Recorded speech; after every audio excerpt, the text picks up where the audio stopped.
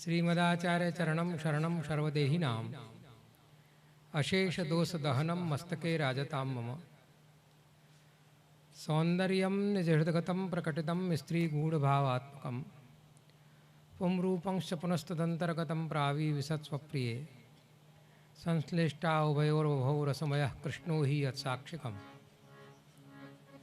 रूपम तत्प्रत्यात्मकं परमभिध्येयं सदा वल्लभम्। समुपस्थित सत्संगानुरागी भगवत चरणारविंदानुरागी वैष्णवरन भगवत कृपाथी આપણે અષ્ટછાપ ભગવદીઓના ચરિતામૃતનું પાન કરી રહ્યા છીએ. પ્રભુથી એવી વિનંતી કરીએ છીએ કે એમના કૃપાથી આ ભગવદીઓના ચરિત્રોના માધ્યમથી એમની કૃપા પ્રાપ્ત કરીએ, કૃપા મેળવીએ. આને થોડું ઊંચું કરી દો તો એવી આપણા ઉપર કૃપા કરે અને આ ચરિત્રોના માધ્યમથી, આ ચરિત્રોના ગુણગાનથી આપણે પણ એવા બનીએ એવી આપણા ઉપર કૃપા કરે. કેમ કે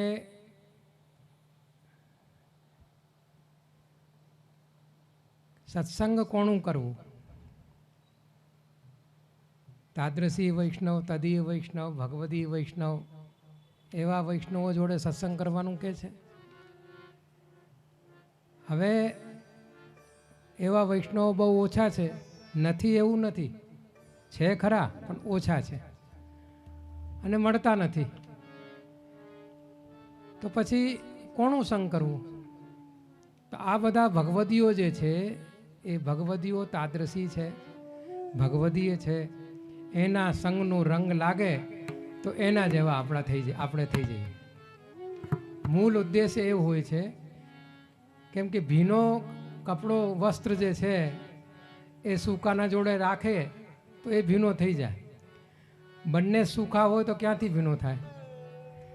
એટલે આ ભગવદીઓનો જે ચરિત્ર છે એ ભગવદીઓનો ચરિત્રના માધ્યમથી, એની કૃપાથી આપણે પણ એના જેવા બનીએ, એના જેવા થઈએ એવી આપણે એના વિનંતી કરીએ. એના ચરણારવિંદમાં, આચાર્ય ચરણોના ચરણારવિંદમાં શ્રી મહાપ્રભુજી, શ્રી ગુસાઈજી, શ્રી ઘનશ્યામજી એમના ચરણારવિંદમાં, ઠાકોરજીના ચરણારવિંદમાં વિનંતી કરીએ કે થોડું થોડું પણ એમાંથી આપણને મળે અને આપણા જીવનમાં એને આપણે ઉતારી લઈએ. એ જ બસ સૌથી મોટી વાત છે. એક વખતે શ્રી ગોકુલનાથજી દામોદરદાસ હરસાણીના વિષયમાં ચર્ચા કરી રહ્યા હતા. રોજ જે સત્સંગ કરતા હતા તો આખું સમય સત્સંગનું દામોદરદાસ હરસાણીની ચર્ચામાં જ નીકળી ગયું, એની વાર્તામાં. એ દિવસનો દિવસ પૂરો થયો સત્સંગનો. તો એક વૈષ્ણવે પૂછ્યું કે કૃપાનાથ, આજે તો કોઈ સત્સંગ થયું જ નથી. તો ગોકુલનાથજી શું આજ્ઞા કરે છે કે આજે જે સત્સંગ આપણે કરીએ છીએ એનું ફલ મેં કીધું છે કે ભગવદીઓના જે ચરિત્રો છે એ ચરિત્રોનો જો ગુણગાન આપણે કરીએ છીએ એ શું છે કે સત્સંગનું ફલ. ગોકુલનાથજી સાક્ષાત આજ્ઞા કરી છે કે એ જે સત્સંગ આપણે કરીએ છીએ એનું ફલ આપણને પ્રાપ્ત થયું. તો આ ભગવદીઓના ચરિત્રોના માધ્યમથી આપણે સત્સંગ કરીએ, ભગવત ગુણગાન કરીએ. એમના કીર્તન સાહિત્યના માધ્યમથી જે કાંઈ પણ આચાર્યચરણની કૃપાથી, શ્રી ઠાકોરજીની કૃપાથી આપણે ગુણગાન કરી શકીશું એ કરીશું. અને એ જે પ્રેરણા આપશે એ પ્રેરણાના અનુસાર આપણે ચાલીશું. હવે સૌથી પહેલાં કુંભનદાસજીનો આપણે પ્રસંગ લઈએ છીએ. કેમ કે આમ 84 વૈષ્ણવની વાર્તામાં કુંભનદાસજીનો જે પ્રસંગ છે એ પછીથી આવે છે. અને આ બધા અષ્ટસખાઓમાં સૌથી પહેલાં કુંભનદાસજી શરણમાં આવ્યા. કુંભનદાસજીના પછી બીજા જે છે અષ્ટસખાઓ સૂરદાસજી, કૃષ્ણદાસજી, પરમાનંદદાસજી ઇત્યાદિ જે છે એ પછીથી આવ્યા છે. સૌથી પહેલાં કુંભનદાસજી આપણા સંપ્રદાયમાં આચાર્ય ચરણના સેવક થયા. કુંભનદાસજીના માતા પિતા એ વખતે તો વૈષ્ણવ હતા જ નહીં. તો એક વખતે એમને કાંઈ વર્ષો ઘણા થઈ ગયા હતા, પુત્ર કાંઈ સંતાન થઈ નહીં. તો કુંભનો મેળો થયો. તો કુંભના મેળામાં એ લોકો ગયા, એના માતા પિતા બાપુજી કહે ને, એ ગયા ત્યાં એક સંતની બહુ સેવા કરી. એણે આખા સમય ત્યાં રહ્યા કુંભમાં, એક સંતની બહુ સેવા કરી. પછી જ્યારે કુંભ મેળો પૂરો થયો ત્યારે સંતથી એણે કીધું કે ભાઈ અમને કાંઈ સંતાન નથી. સંતે સારા હતા, સંત એને આશીર્વાદ આપ્યા. કુંભમાંથી જ્યારે આવ્યા ત્યારે એને ખબર પડી કે એને થવાનું છે. પછી બાળક થયા કુંભનદાસજી. શું નામ આપવું? તો એને માએ કીધું કે કુંભના મેળામાં આપણને આ પ્રાપ્ત થયું છે તો એનું નામ કુંભન રાખીએ. એટલે એનું નામ કુંભનદાસ પડ્યું. કુંભના મેળામાં કુંભના જે સત્સંગ કર્યું અને એ ભગવદીઓનો આશીર્વાદ એને મળ્યું, એનાથી એને પ્રાપ્ત થયું. એટલે એનું નામ કુંભનદાસ પડ્યું. હવે કુંભનદાસજી જે છે, આમ અષ્ટસખાઓ જેટલા પણ છે એ બધા જ સખાઓ દિવસની લીલામાં સખા છે અને રાત્રિની લીલામાં સખી છે. આપણે જોઈએ કે ભાગવતજીમાં કે અન્ય ગ્રંથોમાં બધે જે લીલાનું વર્ણન કરવામાં આવ્યું છે એ દિવસની લીલાનું વર્ણન કરવામાં આવ્યું છે. રાત્રિની કે નિકુંજની કે દાન લીલા કે માન લીલા કે રાસ લીલા કે નિકુંજ લીલા કે એ બધી માન લીલા, એનું કાંઈ વર્ણન થોડુંક આમ દેખાડ્યું છે પણ વધારે કરીને નથી વર્ણન કર્યું. એનું કારણ એવું છે કે ઠાકોરજીની રાત્રિને જેટલી પણ લીલાઓ છે એમાં પ્રવેશ કેવલ સ્ત્રીઓનું જ છે, પુરુષનો નથી. અને આ બધા ભાગવતજી વગેરેમાં જે વર્ણન છે એ પુરુષોએ કર્યા છે વર્ણન. એટલે પુરુષની જેટલી પણ લીલાઓ જે છે એ દિવસની લીલાઓનું એને વર્ણન કર્યા છે. અને રાત્રિની જેટલી પણ લીલાઓ છે ઠાકોરજીની, એમાં જ્યાં સુધી સ્ત્રી ભાવ ન હોય, સ્ત્રી ન હોય ત્યાં સુધી એનો પ્રવેશ નથી. એટલે પ્રવેશ નથી એટલે રાત્રિની લીલાનું વર્ણન નથી. દાન લીલા, માન લીલા અને નિકુંજની લીલાઓ જે છે એનું વર્ણન નથી કર્યું એ લોકો. પણ અષ્ટસખાઓ જે છે એ દિવસની લીલામાં સખા છે અને રાત્રિની લીલામાં એ સખી છે. બંને રૂપમાં છે, વિરાજે છે. દિવસની લીલામાં ઠાકોરજીને જોડે વનમાં પણ જાય છે. દિવસની લીલાઓનું ગાન જેટલું પણ કર્યું છે એ વર્ષે સીમંતનીઓએ કર્યું છે. અને રાત્રિની લીલાઓનું જે ગાન કર્યું છે, જે સ્ત્રી ભાવવાળી, સ્ત્રી જે સ્વરૂપવાળી જે આ છે અષ્ટસખાઓ, એને કર્યું છે વર્ણન. કેમ કે એને બંને જગ્યાએ પ્રવેશ છે, નિકુંજમાં પણ છે અને વનમાં પણ છે. ઠાકોરજીના જોડે ઠાકોરજીના બહિરંગ અને અંતરંગ બંને જાતના સખાઓ પણ છે અને ગોપીઓ પણ છે. એમાં આવે છે ને, અંતરંગ સો કહત હે સબ ગાલીને રાખો ઘેર, એમાં આવે છે ને વર્ણન. એટલે બહિરંગ પણ હતા ઠાકોરજીની જોડે, એટલે શું કીધું, અંતરંગથી કીધું. અને બહિરંગ જેટલા હતા એમને શું કીધું કે ઘાસ ચારે અંતુ, ગાય ચરાવ. બહિરંગ જેટલા પણ હતા એમને ગાય ચરાવવા માટે મોકલ્યા. અને અંતરંગ જે સખાઓ છે એ રાત્રિની લીલામાં સખી પણ છે, એ જ અંતરંગ સખાઓ જે છે એમને આ સેવા આપી એને. તો દિવસની સેવામાં અને રાત્રિની સેવામાં જે અંતરંગ સખા અને સખી રૂપમાં છે એ આ અષ્ટ સખાઓ પણ છે. કુંભનદાસજી દિવસની અર્જુન સખા છે અને વિશાખા સખી છે. બંને ભાવથી બંને સ્વરૂપથી વિરાજમાન છે. અને આપણે જુઓ કે એટલે જ રાત્રિની લીલામાં, રાત્રિની જે નિકુંજની લીલાઓ છે એનું પણ જ્ઞાન એને થયું છે. હવે આપણે જોઈએ કે સૌથી પહેલા અષ્ટસખાઓમાં સૌથી પહેલા કુંભનદાસજીનું અંગીકાર કરવામાં આવ્યું છે. કુંભનદાસજીનું લગ્ન થયા, એમની જે સ્ત્રી હતી એ સાધારણ હતી જીવ. કુંભનદાસજીના કારણે એનું મોક્ષ થશે, કેમ કે ભગવદી છે, ભગવત પ્રાપ્તિ છે. એટલે ભગવત પ્રાપ્તિ છે એટલે મોક્ષ થવામાં તો કોઈ પ્રકારનું સંદેહ છે જ નહીં.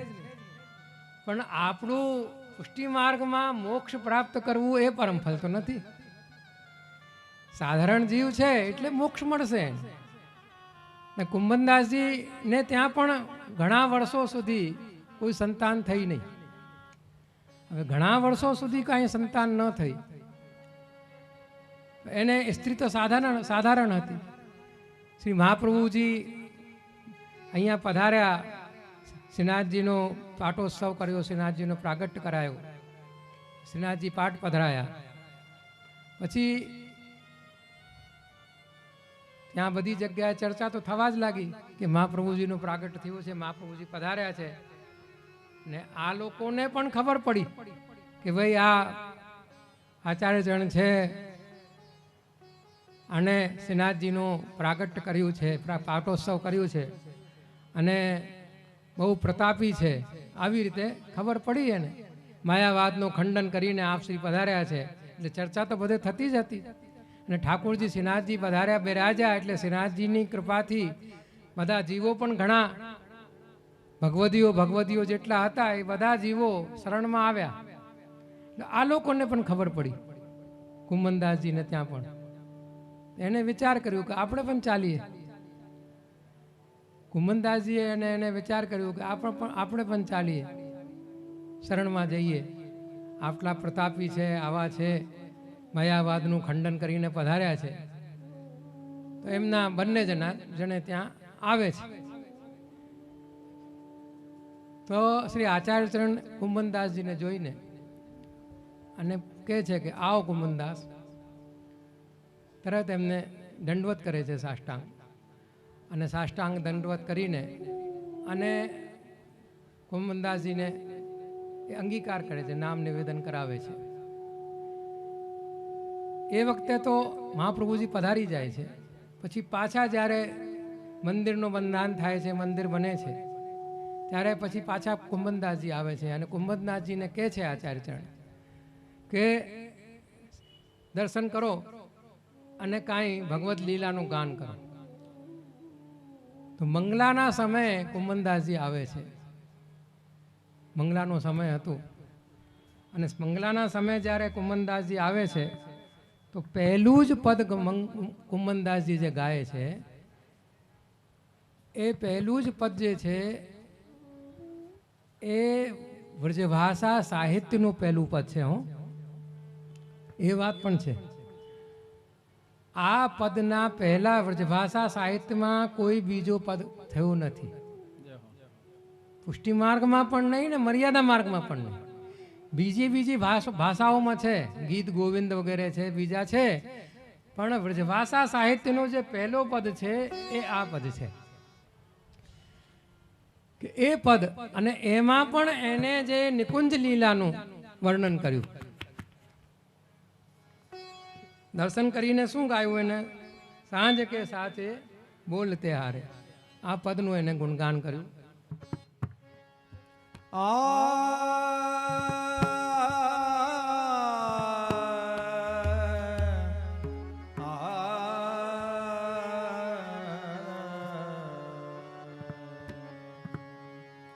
સાચે બોલતી હારે સાંજ કે સાચે બોલતી હારે સાચે બોલતી હારે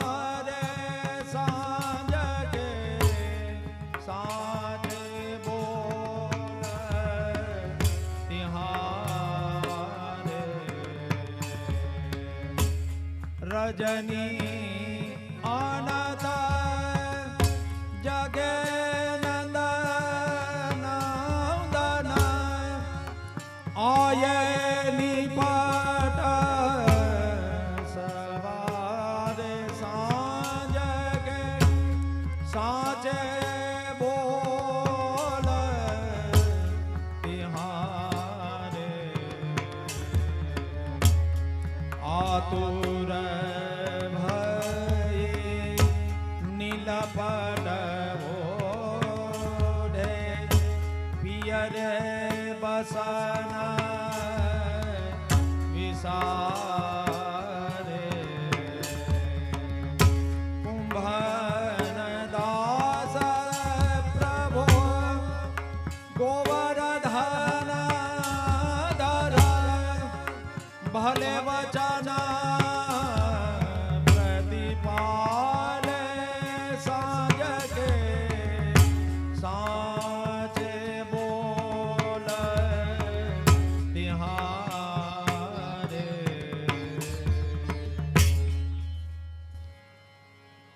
આ જે પદ છે એ વ્રજભાષા સાહિત્યનું પહેલું પદ છે. અને જે અન્ય માર્ગીઓ જે છે ને એ શું કહે છે, ગોડિયા સંપ્રદાયવાળા ને એ બધા એ શું કહે છે કે પુષ્ટિ માર્ગમાં તો બાલ લીલાનું છે, નિકુંજની લીલાઓ જે છે એ તો અમે પહેલાં કરવા લાગ્યા પછી અહીંયા થવા લાગ્યું અમને જોઈને. પણ આ જે પદ છે ને એ એમના ઉત્તર છે એના માટે કે એવું નથી. તમારું તો ત્યારે પ્રાગટ્ય પણ થયું નહોતું ત્યારે એમને કુંભનદાસજીએ આ પદ ગાઈ દીધું છે.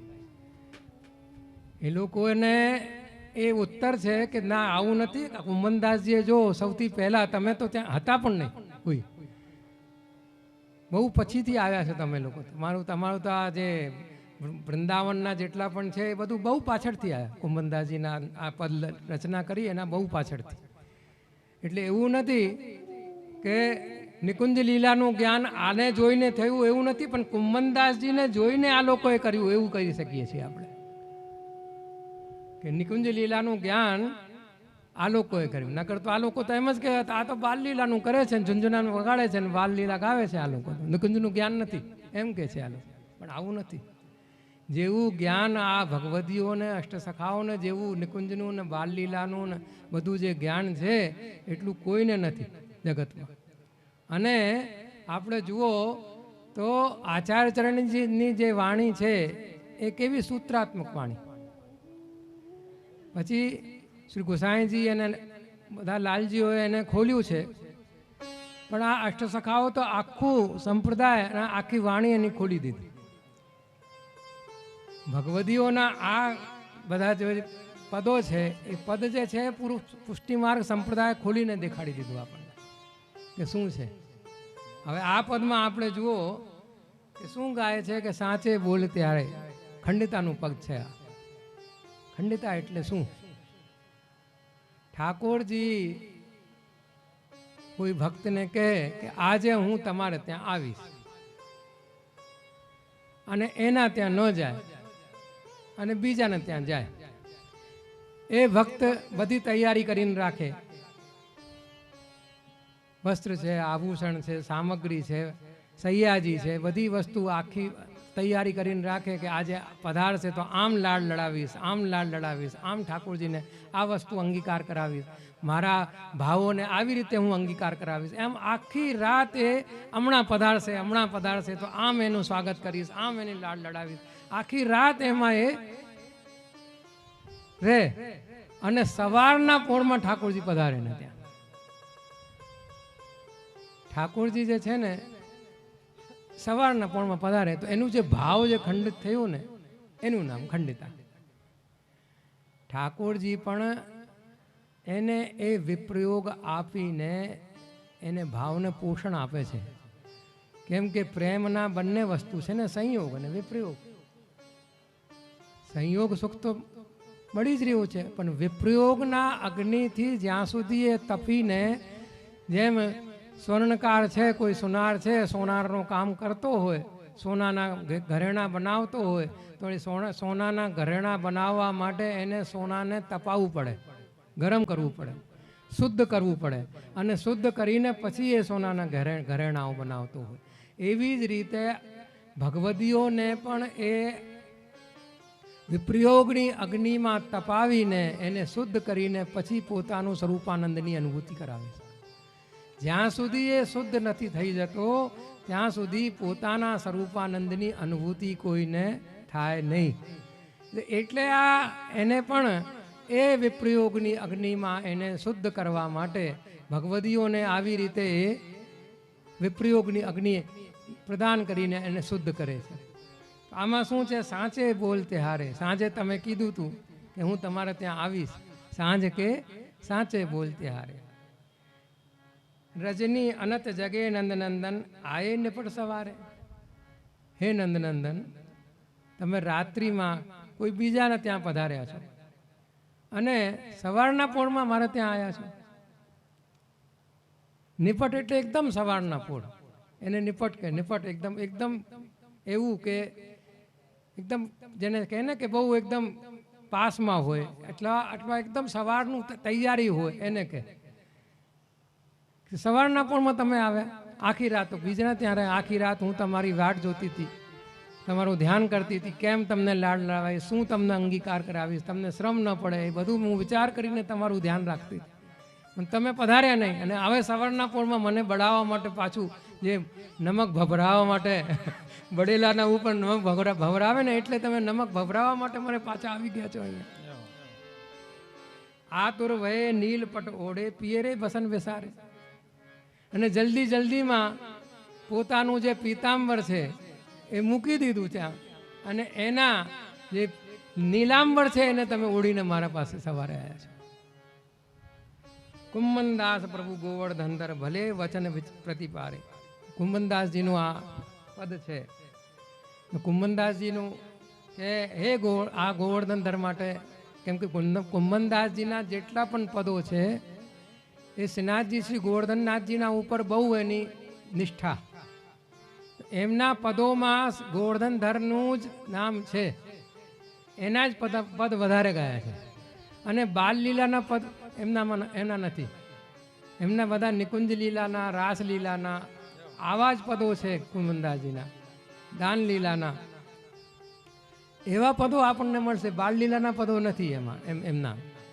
તો કુંભનદાસજીની જે આસક્તિ શેમાં છે કે ગોવર્ધનનાથજીના. ગોવર્ધનનાથજીના અંદર એની એટલી અતૂટ આસક્તિ કે બીજું કોઈના ઉપર આસક્તિ એટલી બધી નહોતી. ગોવર્ધનનાથજીના જ અંદર એની આસક્તિ, અને એને મૂકીને કોઈ જગ્યા ગયા પણ નહીં કોઈ દિવસ. ગોવર્ધનનાથજીને શ્રીનાથજીને મૂકીને એ કંઈ બીજી જગ્યાએ ગયા નહીં, ત્યાં ને ત્યાં જ વિરાજમાન રહ્યા. હવે આ પદનું આપણે એક બીજો પણ જોઈએ કે ઠાકોરજી અને સ્વામિનીજી પ્રત્યક્ષ વિરહ કહે ને છે ને, પ્રત્યક્ષ વિરહ ઘણી જાતના હોય. વિપ્રયોગ, ફલકાંતર છે, પ્રત્યક્ષ છે, એવી રીતે ઘણી પ્રકારના વિપ્રયોગ છે. હવે બીજી ટાઈપથી જોઈએ આને, આ પદને આપણે તો ઠાકોરજી અને સ્વામિનીજી બંને સૈયાજી ઉપર પોળેલા છે. અને સૈયાજીના ઉપર પહેલાં નીચે જે સૂજની પાથરી છે એના અંદર કમલ બનેલા છે. અને એના ઉપર એકદમ મહીન ચાદર, મલમલની ચાદર પાથરેલી છે, એટલે નીચેના જે કમળ છે ને એ દેખાઈ રહ્યા છે. ઠાકોરજી સ્વામિનીજી બંને એકબીજાને તરફ મુખારબિંદ કરીને પોઢી રહ્યા છે. અને જ્યાં પોઢી રહ્યા છે ત્યાં એ કમળને જોઈને સ્વામિનીજી અને ઠાકોરજી કહે છે કે જો આ કેટલું સુંદર કમળ છે, આ કેટલું સુંદર કમળ છે, એનું વર્ણન કરી રહ્યા છે. અને પછી એમાં કહે છે કે એમાં ભ્રમર તો હોવું જોઈએ ને, તો ભ્રમર તો ઠાકોરજી. તો પછી ચર્ચા કરી રહ્યા છે કે આ ભ્રમર અહીંયા આ કમળ ઉપર બિરાજે, આ કમળ ઉપર બિરાજે. ત્યાં ઠાકોરજી કહે છે કે ભ્રમર તો ગયો. જ્યાં એટલું કીધું એટલે સ્વામિનીજીને પ્રત્યક્ષ ઠાકોરજી ત્યાં રહેવા છતાં પણ વિપ્રયોગ થઈ ગયો કે શું ઠાકોરજી જતા રહ્યા, મને મૂકીને જતા રહ્યા. એટલે એની એવી દશા થઈ ગઈ કે વિપ્રયોગની અગ્નિ એટલી વધારે થઈ ગઈ કે નેત્રો બંધ થઈ ગયા અને દેહાનું સંધાન રહ્યું નહીં. ઠાકોરજી એને જગાડીને કે નથી ગયો, હું અહીંયા જ છું, તમે આંખો તો ખોલો. અને એટલું બધું એને પ્રત્યક્ષ વિપ્રયોગ કહેવામાં આવે છે. એને ઘણી પ્રકારના વિપ્રયોગ હોય ને પલકાંતર વિપ્રયોગ. આટલી આ પલકો ઉપર નીચે થાય એટલું વિપ્રયોગ પણ સહન ના થાય. કહે છે ને બ્રહ્માજીએ આ આપણને પલકો લગાડી દીધી, તે તો મૂળ છે, જળ છે, એને એટલી બુદ્ધિ નથી. દેવી દેવતાઓને તો પલકો બનાવી નથી, એને પલકો હોવી જોઈએ તો એને બનાવી નથી, અને અમને પલકો બનાવી દીધી છે. એટલે એ છે પલકાંતર વિપ્રયોગ, કે આટલું વિપ્રયોગ પણ દેખ ન દેત ન બેરીને પલકે આવે છે ને, કે એને જોવામાં આ પલકો ઉપર નીચે પડે છે તો એટલું પણ વિપ્રયોગ સહન નથી થતું. એને જોવાના અંદર જે પલકો પડે છે એ એવું લાગે છે કે માનો વજ્રની સલાખાઓ અમારી આંખોમાં નાખી રહ્યો હોય કોઈ, એવું લાગે છે. નિરખત બદન શ્યામ સુંદર કો બીચ પડે માનો વજ્ર કી સલખે. એ પલકાંતર છે કે આટલું પણ સહન ન થાય. એવી જ રીતે આ પ્રત્યક્ષનું છે કે નેત્ર બંધ કરીને તો એકદમ બેભાન થઈ ગયા. ઠાકોરજી કેટલું એને કહે છે કે ના હું નથી ગયો, હું અહીંયા જ છું, તમારા સામે છું, તો એ તો એકદમ વિપ્રયોગમાં જતા રહ્યા. ઠાકોરજી એને વારે ઘડીએ જગાડે છે, એને નેત્રોમાં ચુંબન કરે છે, એના અહીંયા કપોળોમાં કરે છે, ચરણારવિંદમાં કરે છે, એના ચરણારવિંદમાં કરે છે, બધી જગ્યાએ કરે છે, તો એને નથી આવી રહ્યું.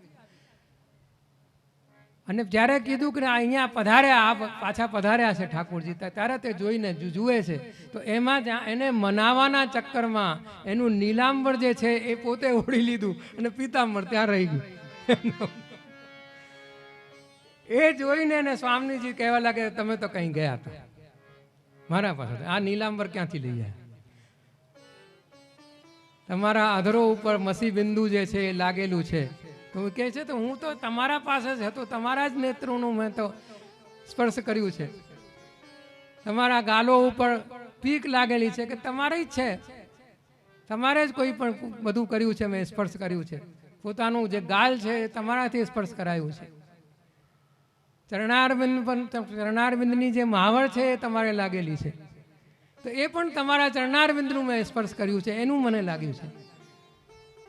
આ પીતાંબર તમે નીલાંબર ધરાયેલું છે કે જો આ પીતાંબર મારું આળ્યું તમારા પાસે, તમારું જે પીતાંબર તમને મનાવાના ચક્કરમાં તમારું નીલાંબર મારા પાસે આવી ગયું અને પીતાંબર આવ્યું. તો આવી રીતે આ ઠાકોરજીની અને સ્વામીજીની જે લીલાઓ જે છે એ લીલાઓનું એમને પહેલા જ દિવસે ઠાકોરજીનું એવું અનુભવ કરાયો. અને ફરી આચાર્યચરણ શું કહે છે એને કે તમને નિકુંજ લીલાનું અનુભવ થયું, હવે તમે આ નિકુંજ લીલામાં જ સદા મગ્ન રહેશો, એમાં છક્યા રહેશો.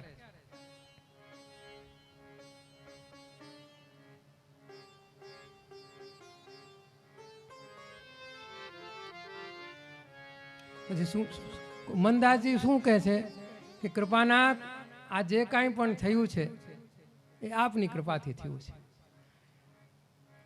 કુમનદાસજી ઠાકોરજી જ માંગે છે. કુમનદાસજીની જે પત્ની હતી એ પુત્ર માંગે છે. કુમનદાસજી કહે પણ છે એને કે ભાઈ શું માંગ્યું તે? અરે ઠાકોરજી માંગવાની જરૂરત હતી, હવે પુત્ર શું માંગ્યું? તો એ તો સાધારણ હતી, તો એને શું જે તમને જોઈતું તે તમે માંગ્યું, મને જોઈતું હતું એ મને માંગ્યું. તો આચાર્યચરણ શું કહે છે કે 7 પુત્ર થશે તને, ચિંતા નહીં, 1 નહીં 7 થશે. તો 7 થયા. પણ હવે એ વાત 1.5 પુત્ર બતાવે છે, કેમ કે ઠાકોરજીની સેવા કરવા વાળા જ પુત્ર છે, બીજા બધા કોઈ પુત્ર નથી. એ આ બધા શીખવાડે છે આ વાર્તાઓ. વાર્તાથી આપણને, વાર્તા સાહિત્યથી આ ભગવદીઓને માધ્યમથી શીખવું છે આપણને. ખાલી વાંચી લેવું રોજે એમ નહીં. હમણાં થઈ શું રહ્યું છે કે ભાઈ 84-252 વૈષ્ણવની વાર્તા વાંચવી, રોજે વાંચન કરવું. પણ વાંચન કર્યા પછી એનું જે છે ચરિત્રના માધ્યમથી આપણે કાંઈ શીખીએ, આપણા અંદર કાંઈ એનું અસર આવે એના માટે છે. કેમ કે આ ભગવદીઓના જે આ ચરિત્રો છે એનાથી જ આપણને સત્સંગ મળવાનું છે. અને સત્સંગ કરીને એના જેવા આપણે બનીએ. એ પણ એના જોડે પણ લૌકિક હતું. એવું નહોતું કે આ લોકો બધા બાવાજી હતા, સંન્યાસી હતા, એવું તો હતું ને. આ પણ લૌકિક હતા, નોકરી પણ કરતા હતા, ધંધો પણ કરતા હતા, ચાકરી કરતા હતા, ખેતર પણ હતા, બધી વસ્તુ હતી એમને. એ વખતે તો મુસલમાનોનો રાજ્ય હતો, તો એમના પણ ચાકર હતા.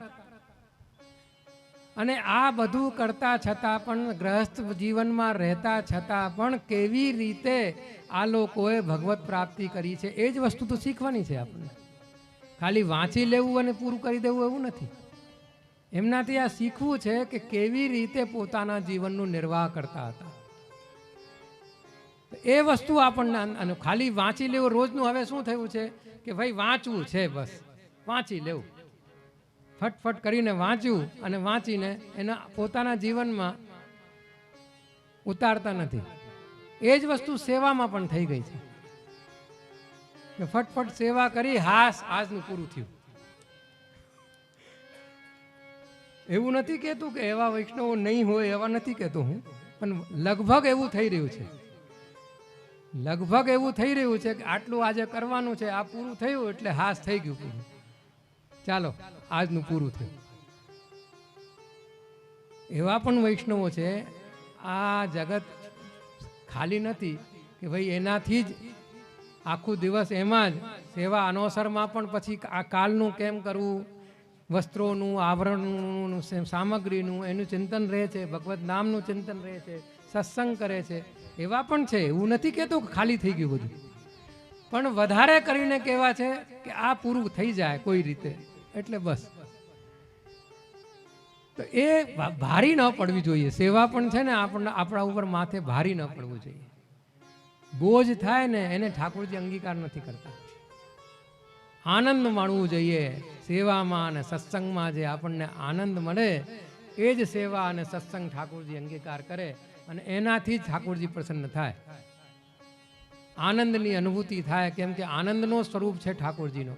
જ્યાં આનંદ મળે, સત્સંગમાં આનંદ મળે, કે સેવામાં આનંદ મળે, કે ભગવત નામ લેવામાં આનંદ મળે, તો સમજી જવું જોઈએ કે અહીંયા સાક્ષાત ઠાકોરજી બિરાજી રહ્યા છે. જ્યાં આનંદ નથી મળી રહ્યો, ક્લેશ મળી રહ્યો છે અને બીજી વાતો થઈ રહી છે, ત્યાં સમજી જવું જોઈએ કે અહીંયા ઠાકોરજી નથી બિરાજી રહ્યા. તો સત્સંગ કરવામાં પણ, ભગવત નામ લેવામાં પણ કેવી રીતે વધારે થાય. જેમ લૌકિક દ્રવ્ય છે, લૌકિક દ્રવ્ય કેટલું પણ મળે આપણને, 1000 મળે, લાખ મળે, કરોડ મળે, અબજ મળે, કે એનાથી પણ વધારે મળે, કે એમ નથી કહેતા કે બસ હવે નથી જોઈતું. કોઈ બોલે છે? નથી બોલતો. જેટલું મળે એટલું ઓછું, જેટલું મળે એટલું ઓછું. એવી જ રીતે આ અલૌકિક જે છે એ અલૌકિકમાં પણ આપણને જેટલું મળે, જેટલું કરીએ એટલું ઓછું થાય.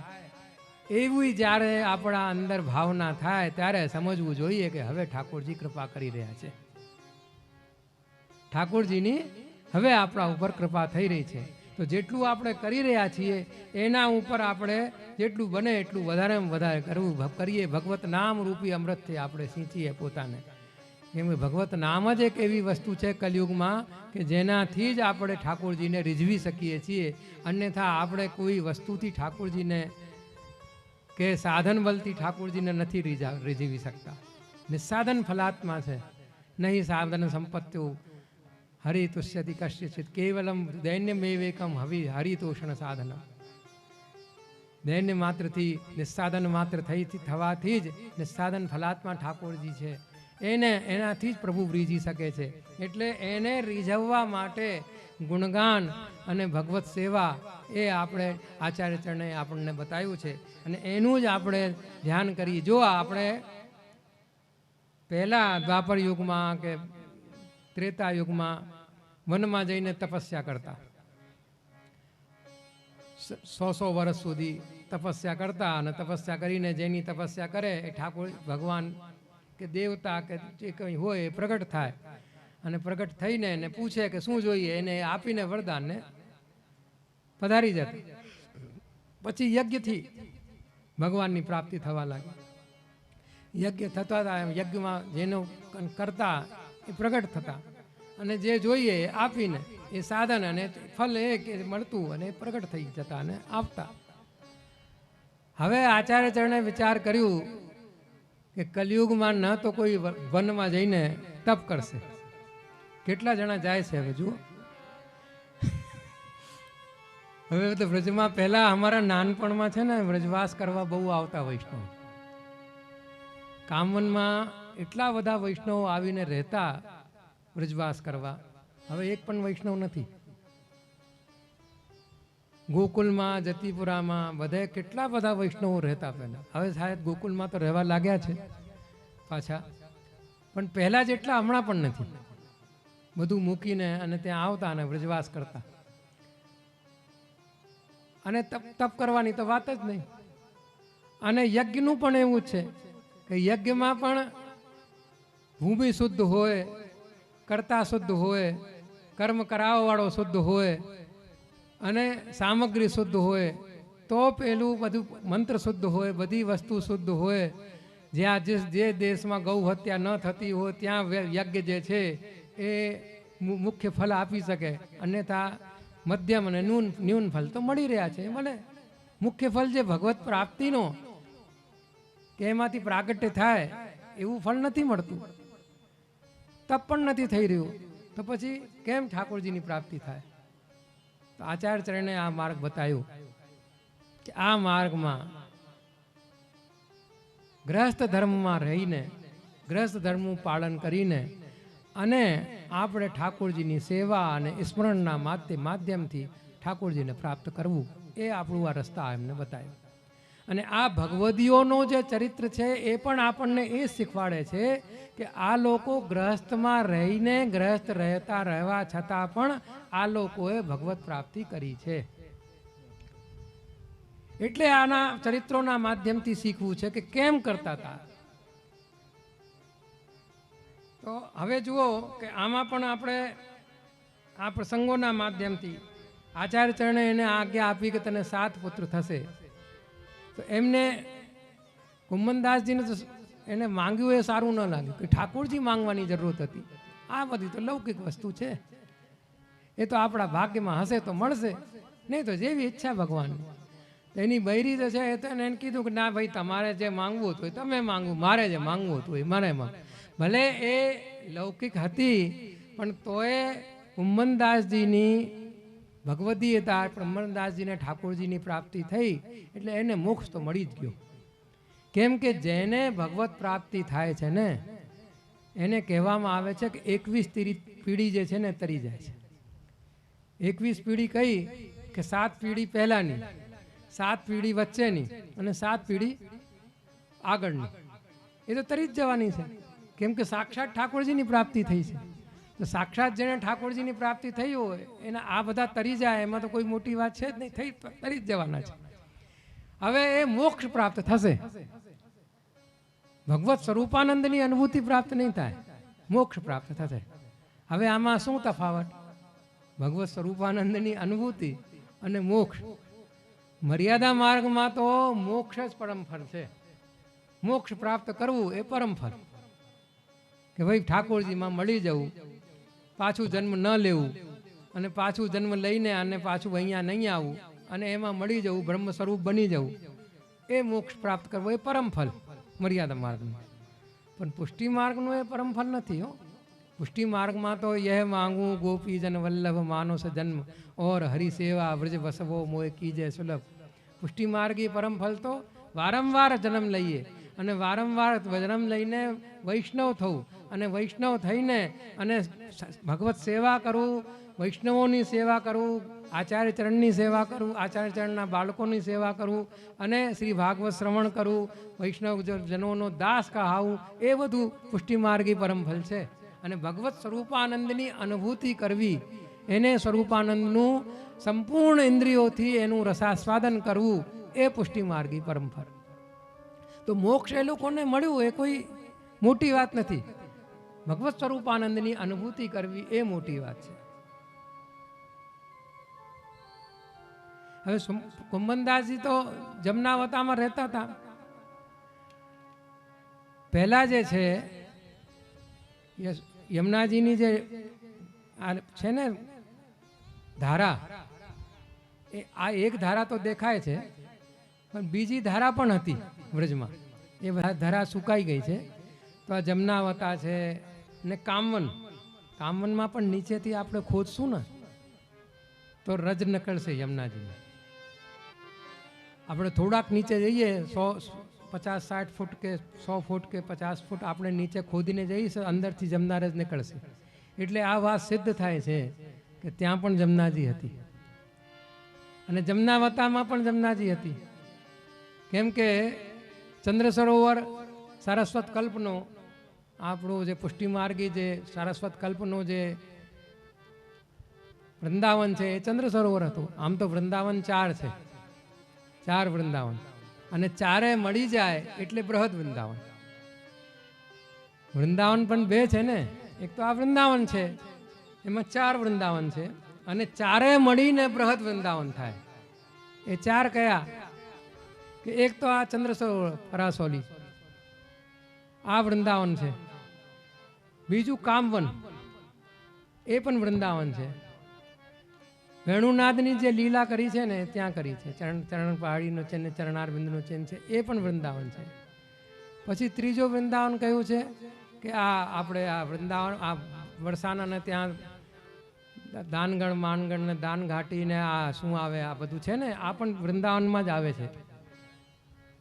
આ બધું વન છે ને ત્યાંનું, એ પણ વૃંદાવન છે. અને ચોથું જે આજકાલ વૃંદાવન છે. અને આ 4 વૃંદાવન મળે ત્યારે બૃહદ વૃંદાવન. આ બધું વૃંદાવન છે, ખાલી એક નાનકડું વૃંદાવન નહોતું, આટલું મોટું વૃંદાવન છે. એટલે બધી જગ્યાએ જુદી જુદી જગ્યાએ ઠાકોરજીની લીલાઓ છે. હવે ઠાકોરજીને લીલાઓમાં કોઈ આમ વિચાર કરે કે ઠાકોરજી હમણાં તો અહીંયા હતા, હમણાં ત્યાં કેમ પહોંચી ગયા? તો એ તો આ ઠાકોરજી છે, તો 1 મિનિટમાં અહીંયા છે ને 1 મિનિટ આપણા ઘરે છે ને 1 મિનિટમાં ત્યાં પણ પહોંચી જાય. આપણા ઘરે પણ હોય ને ત્યાં પણ પહોંચી જાય, બંને જગ્યાએ હોય. વિરુદ્ધ ધર્માશ્રય લીલા છે ઠાકોરજીની, એક સમયમાં પણ બધી જગ્યાએ લીલા કરી શકે છે. શ્રી કૃષ્ણ યશોદા ક્રોડે સ્થિતોપી જગદ આધારા. શ્રી કૃષ્ણ યશોદાજીને ખોળામાં રહેવા છતાં પણ આ સંપૂર્ણ જગતના આધાર છે. વિરુદ્ધ ધર્માશ્રય લીલા છે. એટલે લૌકિક દ્રષ્ટિથી આપણે જોઈશું કે આમ કેમ બને, તો એ ન થાય. પણ કેમ તો એ તો પૂર્ણ પુરુષોત્તમ છે, એ ચાહે એ કરે, બધી જગ્યાએ જઈ શકે છે, બધી જગ્યાએ એના દર્શન થઈ શકે છે. એક જ સમયમાં એમાં પારણામાં ઝૂલી પણ રહ્યા છે અને બીજી એ સમયમાં માનનીઓનું માન પણ હરણ કરી રહ્યા છે. એક જ સમયમાં બધું કરી શકે છે. કર્તુમ અન્યથા કર્તુમ છે. તો આ લીલાઓના માધ્યમથી અને આ ભગવદીઓના માધ્યમથી આપણને જે શીખ મળે છે એ શીખને આપણે આપણા અંદર લઈએ અને કુંભનદાસજીના આ પ્રસંગોમાં અને આ વાર્તાઓના માધ્યમથી અને આ પ્રસંગોના માધ્યમથી આપણે થોડું થોડુંક આપણા અંદર લઈએ. રોજે સવારે જમનાવતાથી રોજે આવતા સવારના પોરમાં કુંભનદાસજી. સવાર મંગળાથી લઈને શેન પર્યંત બધા કીર્તનો, સૌથી પહેલા તો એ જ હતા ને, તો પહેલા તો કુંભનદાસજી કીર્તન કરતા હતા, પછી સુરદાસજી ને કૃષ્ણદાસજી ને પરમાનંદદાસજી, બધા ઘણા વર્ષોનું એમાં અંતર છે. ઓછામાં ઓછું આ 4 આવ્યા એમાં 10 થી 15, 10 થી 12 વર્ષનું અંતર છે. પરમાનંદદાસજી સૌથી પાછળથી આવ્યા છે, એ 10-12 વર્ષનું અંતર છે એમ બંનેમાં. કૃષ્ણદાસજી અને સુરદાસજી એનું લગભગ સમાન સમય છે, એક જ સમયમાં થોડાક સમયના અંતરાલમાં જ આવ્યા છે. બાકી પરમાનંદદાસજી છે એને તો ઘણું વર્ષ પછી આવ્યા છે પરમાનંદદાસજી. તો ત્યાં જ્યાં સુધી આ લોકો બીજા જે ભગવદીઓ છે એ ન આવ્યા ત્યાં સુધી આ કુંમનદાસજી રોજ જે આવતા પરાસોલીથી અને રોજ જે આવીને મંગળાથી લઈને સૈન પર્યંતનો બધું ક્રમ કરતા. અને કુંમનદાસજીને ઠાકોરજી સાનુભાવતા પણ જતાવા લાગ્યા, એના જોડે રમવા લાગ્યા, ખેલવા લાગ્યા.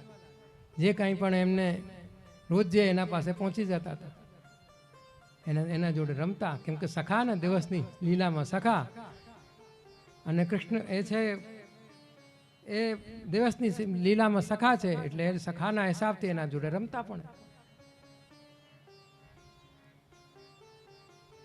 થોડાક દિવસ પછી હવે મ્લેચ્છોનો તો બહુ હતો જ ત્યાં. ઠાકોરજી તો કાંઈ ને કાંઈ લીલા જ કરે જ, કોઈનો કોઈ ઉદ્દેશ બનાવીને. અને ટોળના ઘણામાં જવું હતું એમને, એની અંગીકાર કરવાની હતી એ ભગવદીની દૈવી જીવનો સામગ્રી અંગીકાર કરવાની હતી. એના માટે એને બધું કૌતુક રમ્યું. પેલો મ્લેચ્છ પાસે આવી ગયો ઘણો, બધાએ વિચાર કર્યું કે શું કરવું, હવે શું કરીએ, ક્યાં જઈએ, આ તો આવશે તો. અને એક વાત બીજી પણ તમને કહું કે જ્યારે આ ગોવર્ધન શ્રીનાથજીનો જ્યારે મંદિર બન્યો ને એ સિકંદર લોધીનો સમય હતો. એ વખતે એને બધા મંદિરો તોડ્યા છે. હિન્દુ મંદિરો તોડ્યા, નવીન મંદિર કોઈ બન્યું નહોતું એના સમયમાં. શ્રીનાથજીનો આ મંદિર એક બન્યું હતું. એટલે ઠાકોરજીએ બતાવી દીધું કે આ કાંઈ મને કંઈ બગાડી શકતા નથી. એને બધાને જતાયું ભારત વર્ષમાં કોઈ પણ જગ્યાએ એના સમયમાં એક પણ મંદિર બન્યા નહીં. જે બનેલા હતા એ બધા તોડવા માંડ્યો હતો અને તોડવા લાગ્યા હતા એ લોકો. પણ એક આ જ મંદિર એના સમયમાં એના રાજ્યમાં એક જ મંદિર આ બન્યું ગોવર્ધનનાથજીનું, શ્રીનાથજીનું. એટલે એ વાત તો સિદ્ધ થઈ ગઈ કે આમનું કાંઈ બગાડવા વાગનું હતું નહીં. પણ હવે એને તો ભગવદીઓને ત્યાં જવું છે, એને લીલા કરવી છે, તો કાંઈ ને કાંઈ તો કૌતુક રમે, કેમ થાય? એટલે પેલો આવ્યો એટલે બધાને બીક લાગી કે અહીંયા આવશે તો અહીંયા તોડફોડ કરશે ને લૂંટારો લૂંટશે ને આવું બધું કરશે. શું કરવું?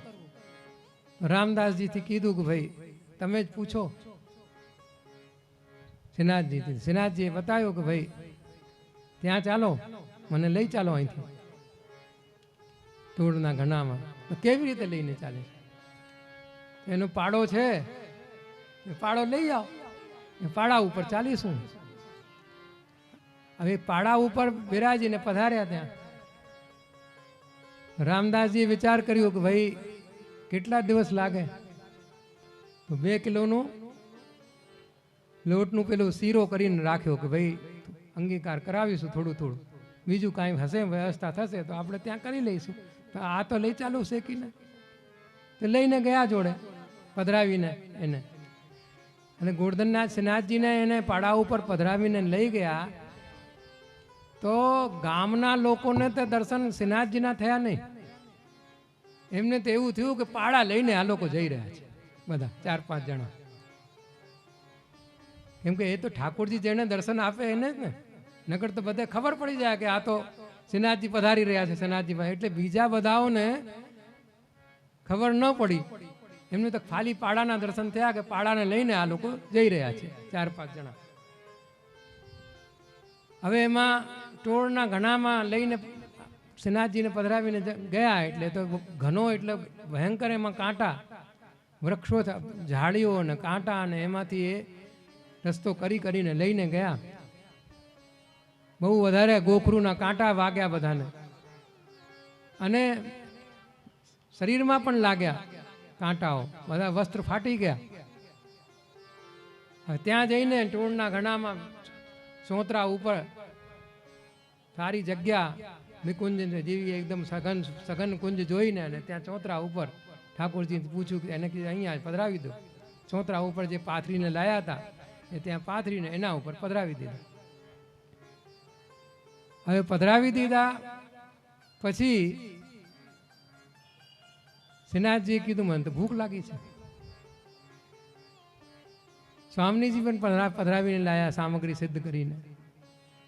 અને આ લોકો આમને વિચાર થયું કે થોડુંક સામગ્રી આપણે પધરાવીએ, કેમ કે કેટલા દિવસ રહેવું પડે. શ્રીનાથજી કે લાલા બધું લઈ જા, બધી લઈ જા ઠાકોર. જો આ પુષ્ટિ છે, હું માંગીને લે ઠાકોરજી. એને જ તો પુષ્ટિ માર્ગ કહેવામાં આવે છે કે ઠાકોરજી કહે ના ના ધરી દે બધું, આટલાથી મને શું થાય, બધું મૂક મારે પાસે, માંગીને લઈ લે, એને જ પુષ્ટિ કહે ને. ઠાકોરજી માંગીને લઈ લે એને જ પુષ્ટિ કહેવામાં આવે. ગિરધરજી પ્રથમલાલજી એને પોતાનું સર્વસ્વ સમર્પણ કર્યું, સર્વસ્વ સમર્પણ કરી દીધું પોતાનું. ભૂલથી એમના બેટીજીના ચરણારવિંદમાં પેલા નૂપુર રહી ગયા, ઝાંઝર. શ્રીનાથજીએ શું કીધું, આ પણ આપ મને. તે સર્વસ્વ સમર્પણ કર્યું છે મને, તો આ ઝાંઝર પણ મારી થઈ ગઈ, આને પણ આપી દે, ભૂલથી રહી ગઈ છે તાર પાસે. તો આને જ કહે પુષ્ટિ, કે રહી ગઈ હતી ભૂલથી, તો શ્રીનાથજીએ માંગી લીધી. ઠાકોરજી માંગીને લે ને એ જ તો પુષ્ટિ છે. ત્યાં બિરાજ્યા તો પછી એને કીધું કે કૃપાનાથ અહીંયા વધારે રહેવું પડશે તો શું કરીશું, કે હવે વધારે નથી રહેવું આપણે, મારે જેના માટે આવવાનું હતું એ થઈ ગયું. સ્વામીજી પધાર્યા, સામગ્રી લઈને પધાર્યા, બંને અંગી આરોગી રહ્યા છે. આ લોકો સાઈડમાં બેસીને અને જાલ રંધ્રમાંથી દર્શન કરે છે. ત્યાં એમને હવે કાંઈ તો આમાં સૂનું સૂનું લાગે છે. સ્વામીજી કહે છે કે કાંઈ હવે મજા નથી આવી રહી. તો કૌતૂહલ થયું, તો એમને કુમનદાસજીથી કીધું કે ભાઈ કાંઈ ગાઓ કે આનંદ આવે. કુમનદાસજી એમના મનનું સમજી ગયા, અને સમજી ગયા એટલે પછી પેલું પદ ગાયન કર્યું કે ભાવત હે તો એ તોડકો બને. ભાવત હે તો તોડકો ઘનો, ભાવત હે તો તોડકો ઘનો, કાંટા લાગે ગોખારું ભાગે, ફટ્યો જાત તનો ભાવત હે તો તોડકો ઘનો. સિંહે કહા લોમરી કો ડર, यह कहाँ बनी बनो, कुंभन दास तुम गोवर्धन धर, कौन यह रान डेडनी को जनो, भावत है तो तोड़को घनो, भावत है तो तोड़को घनो, भावत है तो तोड़को घनो. કુમનદાસજીને થયું કે ઠાકોરજી તો કાંઈ હવે એમને કાંઈ હસી મજાક કે એવું કાંઈ કરવું જોઈએ કે જેનાથી પ્રસન્ન થાય. તો આ પદ ગાયું કે ભાવત હે તો એ ટોળકો ઘનો, કાંટા લાગે ગોખરું લાગે, ફાટ્યો જાત હે તનો. કે એક તો ખીસ ચડતી હતી એના ઉપર બહુ એને, કે આના કારણ ઠાકોરજીને આટલું શ્રમ થયું, ઠાકોરજી પધાર્યા ત્યાંથી, અને અમારું પણ આ આખું દેહ ફાટી ગયું અને ભૂખ પણ લાગી રહી છે. બંને છે ને અંદર ખીજ એને બહુ ચડી રહી હતી, અને ત્યાં આમને આનંદ આવે છે, આને તો આનંદ આવી રહ્યું છે, તો આ પણ પ્રસન્ન થાય. અને એને પણ સંભળાવી દઉં. એક જ તીરથી બે નિશાના માર્યા એને સંભળાવી પણ દઈએ ને આમને આનંદ પણ થઈ જાય. તો આ તમને તો ટોળનો ઘણો સારો લાગે છે, બહુ સરસ લાગી રહ્યું છે. અમારું દેહના કાંટા લાગ્યા અને ગોખરું લાગ્યું ને આખું શરીર અમારું છોલાઈ ગયું. અમારું કેટલું બધું અમને તો આમાં દુઃખ થયું છે, પણ આખું શરીર છોલાઈ ગયું છે. પણ તમને આનંદ મળ્યું ને, અમને મળે કાંઈ પણ થયું પણ તમને આનંદ મળ્યું એ સૌથી મોટી વાત. ઠાકોરજી પ્રસન્ન થવા જોઈએ કોઈ પણ રીતે. એ પ્રસન્ન થઈ જાય એટલે આપણું જન્મ સફળ. પુષ્ટિ માર્ગનું પરમ ફલ શું કે ભગવાન ઠાકોરજી પ્રસન્ન થાય એટલે આપણું જન્મ સફળ. કોઈ પણ રીતે પ્રસન્ન થવા જોઈએ. આપણે ત્યાં સેવામાં જઈએ તો આપણને જોઈને અને ઠાકોરજી પ્રસન્ન થઈ જાય, એના અંદર મુસ્કરાટ આવી જાય કે હા ભાઈ મારા જીવ આવ્યા, આ ભગવતી આયા, મારો આવ્યો, એમ થાય ને કે આ મારો આવ્યો, આમ થાય ને. અને આમ જોઈને કોઈ આપણો આવે અને આવે તો એને જોઈને કેવા આમ થઈ જઈએ આપણે કે આ જો મારો આવ્યો. એમ ઠાકોરજી પણ વિચાર કરે કે આ તો મારા છે, બધા દૈવી જીવો છે, ભગવતીઓ છે, કોણા છે? ઠાકોરજીના છીએ. અને ઠાકોરજીના છીએ તો આપણે પણ એને હરખથી જઈએ, એના પાસે પ્રસન્ન થઈને જઈએ, હરખથી જઈએ, પ્રસન્ન મુદ્રાથી જઈએ, આનંદથી જઈએ. એને જગાડવા જઈએ ત્યારથી જ હરખમાં જઈએ, આનંદથી જઈએ. એને જોઈને આપણો પ્રફુલ્લિત થઈ જાય મન, તો એમને પણ આપણને જોઈને પ્રફુલ્લતા આવે. એવી જ રીતે અહીંયા કોઈ પણ રીતે ઠાકોરજી પ્રસન્ન થાય. એને આજે આમાં આનંદ આવ્યું તો ચાલે. અમારું શરીર ફાટ્યું કે તમને દુઃખ થયું કે કાંઈ પણ થયું, એ બધું આપણું એમાં જ સફળતા છે. પછી એમાં કાંટા લાગ્યા, ગોખરું લાગ્યા કે કાંઈ પણ થયું, પણ સારું છે, જે થયું એ સારું થયું. પણ ઠાકોરજી તો પ્રસન્ન થયા, બંને વધાર્યા, બંને મળીને આનંદની અનુભૂતિ કરાવી. અમને આવા દર્શન થયા જાલરંધ્રમાંથી. પછી આમાં એક પ્રશ્ન ઊભો થાય કે આમને તો સાક્ષાત દર્શન હતા, ઓટમાં કેમ કર્યા? ઓટમાં કરવાની શું જરૂરત હતી? એ તો સાક્ષાત લીલાના જ છે, ભગવતીઓ છે, પછી ઓટમાં કરવાની શું જરૂરત છે? તો એનું કારણ કે સ્વામીજી પધાર્યા છે, ઠાકોરજી સાથે સ્વામીજી બિરાજી રહ્યા છે, હાસ્ય વિનોદ થઈ રહ્યું છે. તો આ લોકોને જોઈને સ્વામીજીને કંઈ શરમ ન લાગી જાય એટલે એ લોકોને થોડું છેટા રાખ્યા અને જાલરંધ્રથી દર્શન તમે કરો. જાલરંધ્રથી દર્શન એ લોકોને થયા. અને એમાં પછી શું કહે છે કે સિંહ કો કહા લોમડી કહો, આપ તો સિંહ છો. અને આ લોમડીથી ડરીને ભાગ્યા. અમને ખબર છે કે તમે આનાથી ડરો નહીં, પણ તમારું કંઈ કૌતિક છે આમાં કરવાનું, કોઈ લીલા તમારે કરવાની છે, અન્યથા તમે આનાથી ન પીઓ. આ શું આવા જેવા કરોડો આવી જાય ને તો તમે ન પીઓ ને. એ તો તમે આપ તો સિંહ છો ને, લોમડીથી પીને થોડી ભાગો. પણ તમારી જે લીલા છે, તમારી જે કરવાનું છે, એમાં અમે પણ પ્રસન્ન, તમે પણ પ્રસન્ન. તત્ સુખિત્વે ને સુખિત્વમ, તમે સુખી થયા એમાં અમારું પ્રસન્નતા. તમે પ્રસન્ન થાઓ, તમે સુખી થાઓ, તમને આનંદ મળે, તમને પ્રસન્નતા મળે, એમાં અમારી પ્રસન્નતા. ભગવાનના સમયમાં પણ બધી જાતના હતા જીવો. કેવા કે ઠાકોરજીની પ્રસન્નતામાં આપણું પ્રસન્નતા. એક તો એવા. બીજા કેવા કે તમે પણ પ્રસન્ન રહો ને અમે પણ પ્રસન્ન રહીએ. અને ત્રીજા કેવા કે પહેલા અમે પ્રસન્ન, આપણે જો છીએ ને, આપણે બધા એક કેવા છે કે અમે પ્રસન્ન પહેલા કરો, પછી ટાઈમ મળશે તમારા વિશે વિચાર કરીશું. આપણી દશા એવી છે,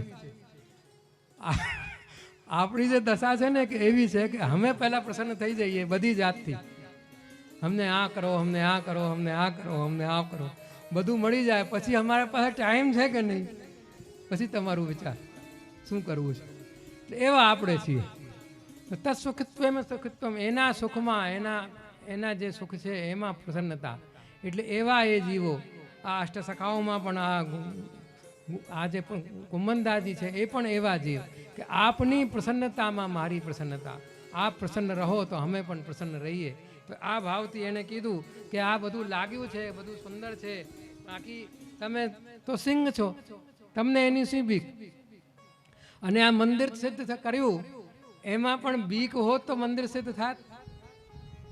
એ સમયમાં કોઈ પણ જગ્યાએ ભારત વર્ષમાં મંદિર સિદ્ધ થયા નહોતા, પણ આપનું મંદિર સિદ્ધ થયું એટલે બીક તો નથી જ. તો આનાથી બી ગયા તમે, પણ તમારે કાંઈ કરવું હતું, કૌતુક કરવી હતી, તમારે લીલા કરવી છે, એટલે અમે પણ પ્રસન્ન છીએ ને તેમ તમે પણ પ્રસન્ન છો. કાય બાનો બાનિક બન્યો. તો આ અમને નથી લાગતું કે એનાથી બીને આપ ભાગ્યા છો. એ તો તમે બધું બાનિક બનાવ્યું છે બીવાનું. તમે આપ બીઓ નહીં કોઈ. કુંમન દાસ પ્રભુ ગોવર્ધન ધર વહ કોણ રાણ ઢેઢરી કો જમે. પેલો એના અંદર શું, એ તો કોઈ રાણ ઢેઢરીનો જનેલો છે, એના અંદર એટલી તાકાત નથી કે આપને બેવડાવી દે. પણ આપને કોઈ કૌતુક કરવાનું હતું, કાંઈ લીલા કરવી હતી, એટલે આ પધાર્યા. એ લીલા કરીને આપને પ્રસન્નતા થઈ. હવે આપ પાછા પધરાવવાની કહી રહ્યા છો, તો અમે પાછા પધરાવી દઈએ તમને. એટલે બીજા કોઈને ખબર ન પડી અને પાછા ત્યાં ઠાકોરજી સિન્હાજી પાછા પધારી ગયા. આટલી સેવા અંગીકાર કરવા માટે, આટલી લીલા કરવા માટે જ ત્યાં પધાર્યા, અને આટલી લીલા કરીને પાછા ત્યાં પધારી ગયા. હવે પેલો જો પાડો છે ને, એ પાડો પણ સામાન્ય પાડો નહોતો. એ વૃષભાનજીના ત્યાં એક સખી હતી ગોપી, એ ફૂલમાલાની સેવા કરતી હતી એ બગીચામાં, અને રોજ એ માળા ત્યાં પધરાવતી. તો સ્વામીજી એક દિવસ ત્યાં પધાર્યા, તો એ કરતી હતી કાંઈ કાર્ય, ઊભી ન થઈ. ઊભી ન થઈ તો સ્વામીજીને આમ થોડુંક લાગ્યું કે કેમ ઊભી નહીં થઈ. તો વિચાર કર્યું કે કાંઈ વાંધો નહીં, પોતાનામાં લાગેલી છે, એના ઉપર કૃપા કરીને મૂકી દીધું, કાંઈ વાંધો નહીં, ચાલો. પછી સ્વામીજીએ એને આજ્ઞા કરી કે તું ત્યાં જઈને મારું આ સંદેશ તું આપી. એને ના પાડી દીધી કે ના ના, હમણાં તો મારે આ કરવાનું છે કામ, હમણાં હું ન જાઉં. રીસાઈ ગયા સ્વામીજી કે પહેલાં તો હું આવી એટલે તું ઊભી પણ ન થઈ, મારું સત્કાર પણ ન કર્યો, મેં તને જવા દીધું, પછી હું તને આજ્ઞા આપું છું અને તું મારા ઉપર જ, મારા સામે જ મને ના પાડી દે છે. એટલે જા તું ભૂમિ ઉપર પડ અને પાડાનું જમ લે. પછી ચરણારવિંદમાં પડી બહુ ક્ષમા યાચના કરી. ત્યારે પછી એણે કીધું કે ઠાકોરજી તારા ઉપર કૃપા કરશે અને તારે આ પાડાનો જે જન્મ છે એની નિવૃત્તિ થશે અને પાછી તું અહીંયા લીલામાં તારું પ્રવેશ થશે. હવે ઠાકોરજી છે કે સ્વામીજી છે કે વૈષ્ણવો છે કે સનકાદિક ઋષિઓ છે, મોટા મોટા જેટલા પણ છે, નારદજી ઇત્યાદિ છે, એમના આ શ્રાપમાં પણ આશીર્વાદ હોય છે. એમાં કાંઈ ને કાંઈ એમાં હોય છે. અને જે શ્રાપ જે આપે છે ને એમાં પણ એને આશીર્વાદ મળે છે. એ લોકોને શ્રાપના આ બધા મહાન પુરુષો છે, મહાન દેવ છે બધા, એમના શ્રાપમાં પણ આશીર્વાદ. તો આ શ્રાપ ભલે એને આપ્યો, પણ શ્રાપમાં પણ એને આશીર્વાદ શું મળ્યો કે ઠાકોરજી એના ઉપર બિરાજ્યા. ઠાકોરજીનો સ્પર્શ એને મળ્યો, ઠાકોરજીની સવારી એના ઉપર થઈ. એટલે એનાથી મોટું શું આશીર્વાદ? ભલે ને શ્રાપ મળ્યો, પણ શ્રાપમાં પણ આશીર્વાદ મળ્યો ને એને. આ આશીર્વાદ મળ્યો એને. શ્રાપના માધ્યમથી પણ ઠાકોરજીનો સ્પર્શ મળ્યો એને. ઠાકોરજી એના ઉપર ચડીને પધાર્યા, એના ઉપર કૃપા કરી. તો આ બધા જે દૃષ્ટાંતો છે, એ દૃષ્ટાંતોમાં પણ કોઈ ને કોઈ એવી વાતો અંદર છુપાયેલી છે કે એનાથી પણ આપણને શીખ મળે છે કે શ્રાપમાં પણ આ મોટાઓ જે છે, મહાપુરુષો જે છે, ભગવદીઓ જે છે, ઠાકોરજી જે છે, સ્વામીજી છે કે ઋષિ ઇત્યાદિ છે, એના શ્રાપમાં પણ આશીર્વાદ છે. આપણને બધી જગ્યા ઘણા આવા શ્રાપોના તો ઘણા બધા ભાગવતજીના પ્રસંગો છે. વૃક્ષ બને છે ને બધા રાક્ષસો બને છે ને બધા બને છે, પણ એમાં આશીર્વાદ જ છે ને. એમને ઠાકોરજીનું સ્પર્શ મળ્યું, ઠાકોરજીની પ્રાપ્તિ થઈ. એ શ્રાપના માધ્યમથી પણ આશીર્વાદ મળ્યા છે. તો એ બધી વસ્તુ છે આમાં. તો ઠાકોરજીની આ લીલાઓના માધ્યમથી નિકુંજ લીલાઓની પ્રાપ્તિ આ લોકોને થઈ છે. અને આ નિકુંજના જ બધા જીવો છે. જેવી રીતે ઠાકોરજીનું જ્યારે પ્રાગટ્ય થયું ત્યારે ઠાકોરજીના જોડે શ્રુતિ રૂપા છે, ઋષિ રૂપા છે, કુમારકાઓ ઇત્યાદિ, અને એમના પરિકરના બધા વેદની ઋચાઓ, વેદના મંત્રો, એ બધા ઠાકોરજીની જોડે ભૂમિ ઉપર એમનું પ્રાગટ્ય થયું. ઠાકોરજીની બધી લીલા કરવા માટે એમનું બધું અહીંયા ભૂમિ ઉપર પ્રાગટ્ય થયું હતું. એવી જ રીતે શ્રી મહાપ્રભુજી અને શ્રી ગુસાઈજીનું પ્રાગટ્ય થયું. એ દરમિયાન એ સમયમાં એમના જે જીવો, એમના જે ભગવદીઓ છે, એમને પણ ઠાકોરજીની લીલામાંથી એ લોકોને પણ શ્રાપ પ્રાપ્ત થયો અને શ્રાપ પ્રાપ્ત કરીને ભૂતલ ઉપર આવ્યા. એ લીલા કરવી છે ને. શ્રાપ પણ એ લોકોને મળ્યા. એ મળ્યા એનું પણ કારણ એવું છે કે અહીંયા ભૂતલ ઉપર આચાર્ય ચરણના જોડે, શ્રી ગુસાઈજીના જોડે 84,252 વૈષ્ણવનું પ્રાગટ્ય અહીંયા થાય અને આ લીલાનું અહીંયા વિસ્તાર થાય. એના માધ્યમથી દૈવી જીવોનો ઉદ્ધાર થાય.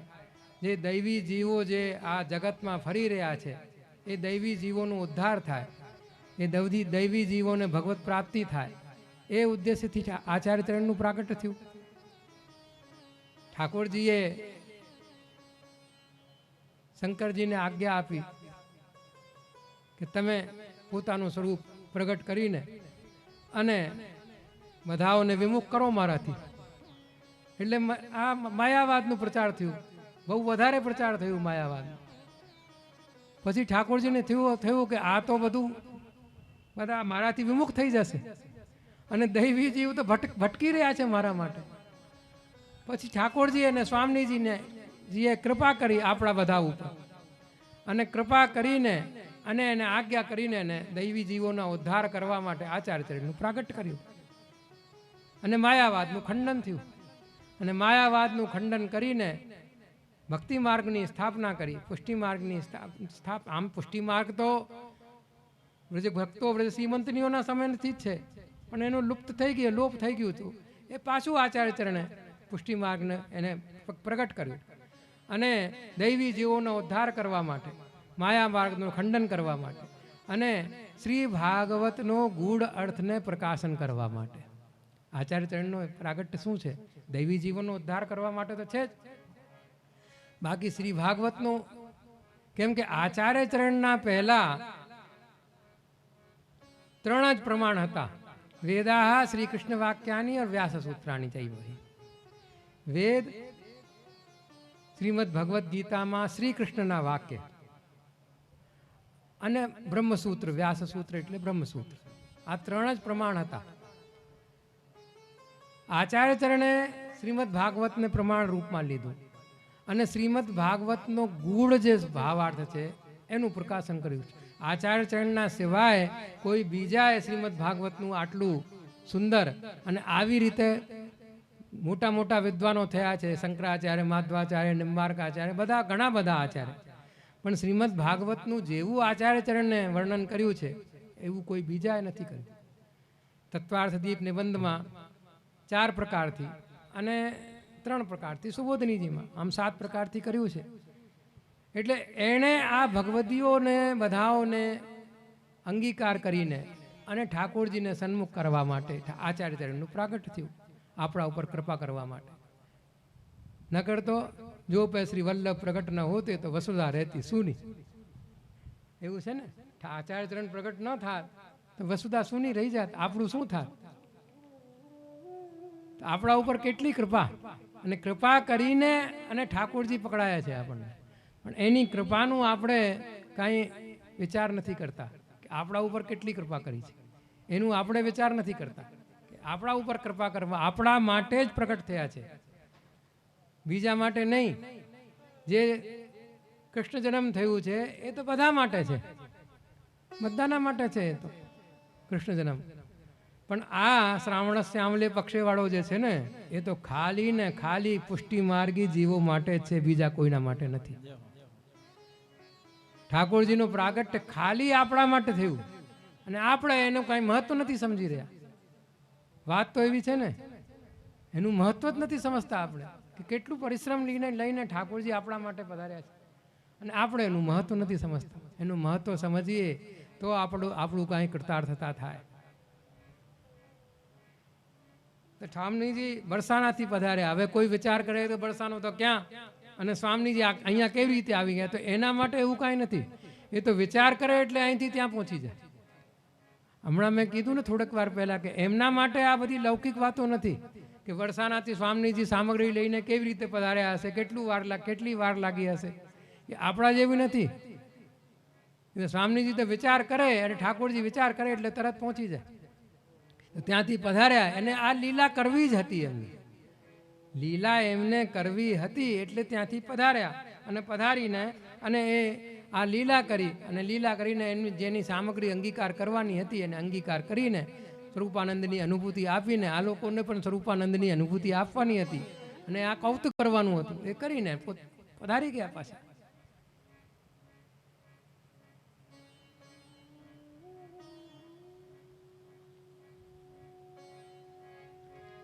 એના પછી આ થઈ ગયું. પાછળ બહાર દેખવા જોવા ગયા કે શું થાય છે, પેલો છે કે ગયો? તો એ તો જતો રહ્યો હતો. એટલે ત્યાં એ આવવાનો હતો થોડી, ઠાકોરજીને બધું કરવાનું હતું એટલે ઠાકોરજી પાછા પધારી ગયા ત્યાં.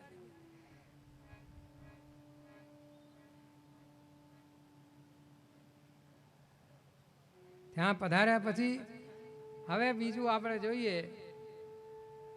આવા ઘણા પદો કુમનદાસજી રોજે દર્શન કરતા, જેવા જેવા એમના દર્શન થતા, લીલાનો અનુભવ કરાવતા,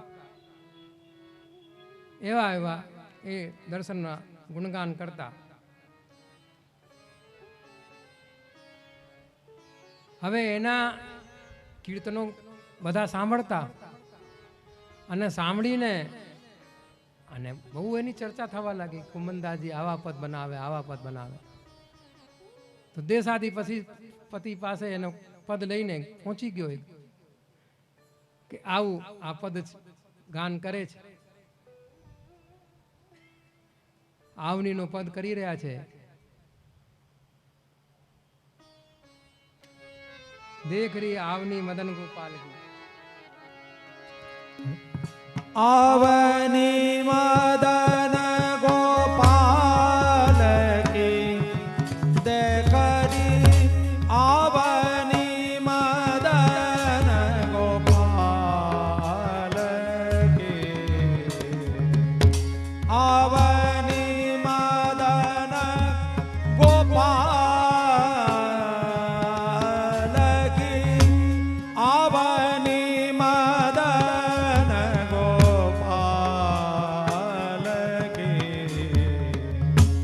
ब्रोधनुष सजी मनहु मदन सदन, चितवनी लोचन विलास की देखरी, आवनी मदन गोपाल की, रेणु मंडित कुंतल अलग शोभा, केसर को तिलक भाल की, कुंभन दास चारु रास मोहे जगत, गोवर्धन कुंवर रसाल की देखरी, आवनी मदन गोपाल की,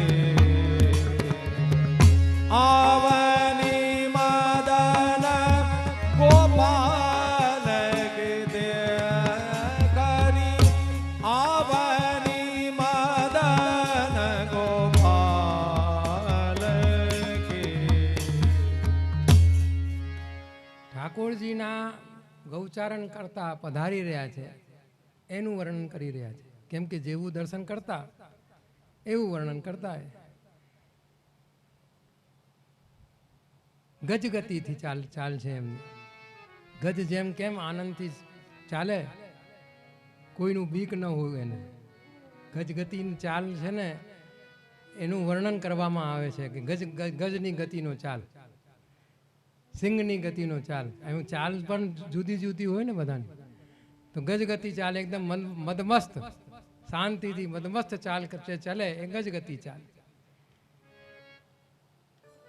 લટક જે છે એના આજે અલકાવલી જે છે એ લટકી રહી છે એમના. હવે એ અલકોના ઉપર શ્યામ તન ઉપર કટી વસન મન હરન સુંદરતા શ્રી માલ કી. આપના શ્રી કેવું સુંદરતા છે કે લટકો અલકાવલી લટકે છે. શ્યામન આપનો ભેષ છે, શ્યામ સુંદર છે આપ. કેવા શ્યામ છે કે જલથી ભરાયેલા જે મેઘ હોય ને એ કેવા શ્યામ હોય, એવા જલથી ભરાયેલા મેઘ, ખાલી મેઘ નહીં, રસથી ભરાયેલા છે ને ઠાકોરજી. પોતાના ભક્તોનો પોતાનો રસનો આનંદ આપતા પધારે છે. હવે આગળ આગળ ગાયો ચાલે છે, પાછળ પાછળ એ પધારી રહ્યા છે. હવે જે આગળ આગળ ગાયો ચાલે છે તો એની રજ જે છે એ ઉડીને એને પૂરા શ્રીઅંગમાં લાગી ગઈ છે. હવે શ્રીઅંગમાં અલકોમાં બધી જગ્યાએ એની રજ લાગી ગઈ છે તો પણ એની શોભા બહુ લાગે છે, તો પણ એની શોભા બહુ વધારે છે. મલિન નથી થઈ ગયા, એની શોભા વધારે વધી ગઈ. જેટલી પણ શોભા છે ને એનાથી વધારે વધી ગઈ છે. અને એની જે ભ્રો જે છે એ કેવી છે કે ધનુષના આકાર, ધનુષ છે. અને એના ઉપર એ ભોંથી ધનુષથી નેત્રો દ્વારા કામના બાણ છોડતા જાય છે. નેત્રોથી એ બાણ છોડે છે. તિરછી ચિતવન કે ને, તિરછી ચિતવન ભગવદીઓને, બ્રજસીમંતનીઓને, પોતાઓના જે છે એમને પોતાના પ્રાપ્તિની, પોતાની કામનાની ઈચ્છા, એમની સ્વરૂપાનંદની અનુભૂતિની ઈચ્છા એ લોકોના અંદર જાગૃત કરતા પધારી રહ્યા છે. કરોડો કામદેવથી પણ વધારે સુંદર. સૌથી સુંદર કોણ કે કામદેવ સુંદર સૌથી વધારે. પણ એવા કરોડો કામદેવ, કરોડો કામદેવની સુંદરતા એના ઉપરથી વારી દઈએ એવી સુંદરતા કે એને જો એક વાર જોઈ લે એટલે પછી બીજી બધી વસ્તુ એને બેકાર લાગે. ભલે ને વ્રજરસથી એ આખું શરીર એનું મંડિત થઈ ગયું છે, અલકાવલીમાં પણ વ્રજરસ છે. હવે સમયનું થોડું થાય છે લફડો, નકર તો અલકાવલીનું પણ વર્ણન કરીએ ને બધું વર્ણન કરી દઈએ. પણ હવે સમય તો જુઓ, 12:30 તો થઈ ગયા, 11:30. લોકો જવા લાગે, હમણાં તો બધી આ વાર્તા પૂરી બાકી. અલકાવલી કેવી કે અલકાવલીઓમાં જે સારૂપ્ય મોક્ષ પ્રાપ્ત કરેલા જે જીવ છે ને એની ગતિ ક્યાં કે ઠાકોરજીને અલકાવલીમાં. ઠાકોરજીની જે અલકાવલી છે ને એના અંદર સારૂપ્ય જે મોક્ષ કરેલું છે જીવ, એની ગતિ એમાં છે. હવે સારૂપ્ય મોક્ષ કરેલાને અધરામૃતનું પાન નથી. અધરામૃતનું પાન તો કોણે થાય કે એનાથી જુદા રહે, અને જુદા રહીને અને પછી એનું અધરામૃતનું પાન થાય. હવે જેવા જેવા જે જીવ, જેવા અધિકારી ભેદથી એને અધરામૃત મળે. સાક્ષાત અધરામૃત તો જે છે એ તો ખાલી સર્વા ભોગ્યા છે, બધાના માટે છે જ નહીં, ખાલી સ્વામીજીઓને જ છે. દેવા ભોગ્યા છે એમાંથી બધાને છે, અને ભગવત ભોગ્યા તો પોતે જ અંગીકાર એના અંદર સ્થાપિત કરીને પોતે અંગીકાર કરે છે. દેવા ભોગ્યામાંથી બધાને મળે, જેનું જેટલું અધિકારી ભેદથી છે. મહાપ્રસાદ આપણે લઈએ છીએ એ પણ અધરામત છે. ઠાકોરજીનો લાડ પડે છે અને જશોદાજી ચુંબન કરે છે એ પણ અધરામત છે. બધું અધરામત છે ને એમનું. અને આપણે જે મહાપ્રસાદ લઈ રહ્યા છે એ પણ અધરામત છે. વેણુજી દ્વારા જેને જેને પણ જેવી રીતે આપ્યું છે એ પણ અધરામત છે. જેના જેના જેવા અધિકારીઓ છે, અધિકારી ભેદ છે, એમને અધરામત આપ્યું છે. તો મોક્ષ પ્રાપ્ત કરી લેવા જે લીધા છે જીવો, એ લોકોને એ પ્રાપ્ત નથી. એ તો મોક્ષ પ્રાપ્ત કરી લીધું, ભગવત રૂપ થઈ ગયા, બ્રહ્મ થઈ ગયા. પછી એનાથી જુદા રહે તો એનું આનંદ મળે ને. મિશ્રીની ડલીથી આપણે જુદા રહીએ તો ખબર પડે કે મિશ્રી મીઠી છે કે ખાટી છે કે કડવી છે, કે એને ખાઈએ તો કેવું લાગે. મિશ્રીમાં મળી જઈએ તો શું મિશ્રીનો સ્વાદ આવે આપણને. એટલે પુષ્ટિમાર્ગી પરમફલ ભગવાનમાં મળી જવું એ પુષ્ટિમાર્ગી પરમફલ છે જ નહીં. પુષ્ટિમાર્ગી પરમફલ તો એનાથી જુદું રહીને અને એના સ્વરૂપાનંદનું અનુભૂતિ કરવું એ પરમફલ. તો અહીંયા પણ જે છે અલકોમાં બધું આ લાગેલો છે, એની શોભા દેખાય છે, બધું છે. સારૂપ્ય મોક્ષ પ્રાપ્ત કરેલા જે જીવ છે અલકોમાં છે, તો પણ એને એ સ્વરૂપાનંદની અનુભૂતિ પ્રાપ્ત થતી નથી રહ્યું, કેમ કે પોતે જ ભગવાન બની ગયા છે.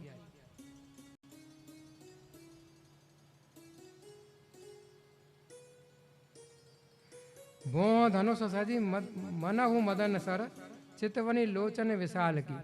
ભ્રો જે છે ધનુષ છે અને એનાથી ચિતવનથી, ટેડી ચિતવનથી, ભાવ ભંગીમાંથી એ કામના બાણ જે છે એ ભક્તોના અંદર પોતાની કામનાનો, પોતાને પ્રાપ્ત કરવાની ઈચ્છા, એના સ્વરૂપાનંદની પ્રાપ્તિની ઈચ્છા એ ભ્રોથી ધનુષથી અને ચિતવનથી એના અંદર એને ઘાયલ કરતા ઠાકોરજી પધારે છે. એવા ઠાકોરજી પધારી રહ્યા છે. રેણુ મંદિત કુંદલ અલક શોભા કેસર કો તિલક ભાલ કી. સંપૂર્ણ સિંહમાં ગૌરજ છે મંડિત થઈ ગઈ છે અને કેસરનું તિલક આપે ધારણ કર્યું છે. અને એની અલકાવલીમાં સારૂપ્ય મોક્ષ કરેલા જે જીવ છે એનું એ છે.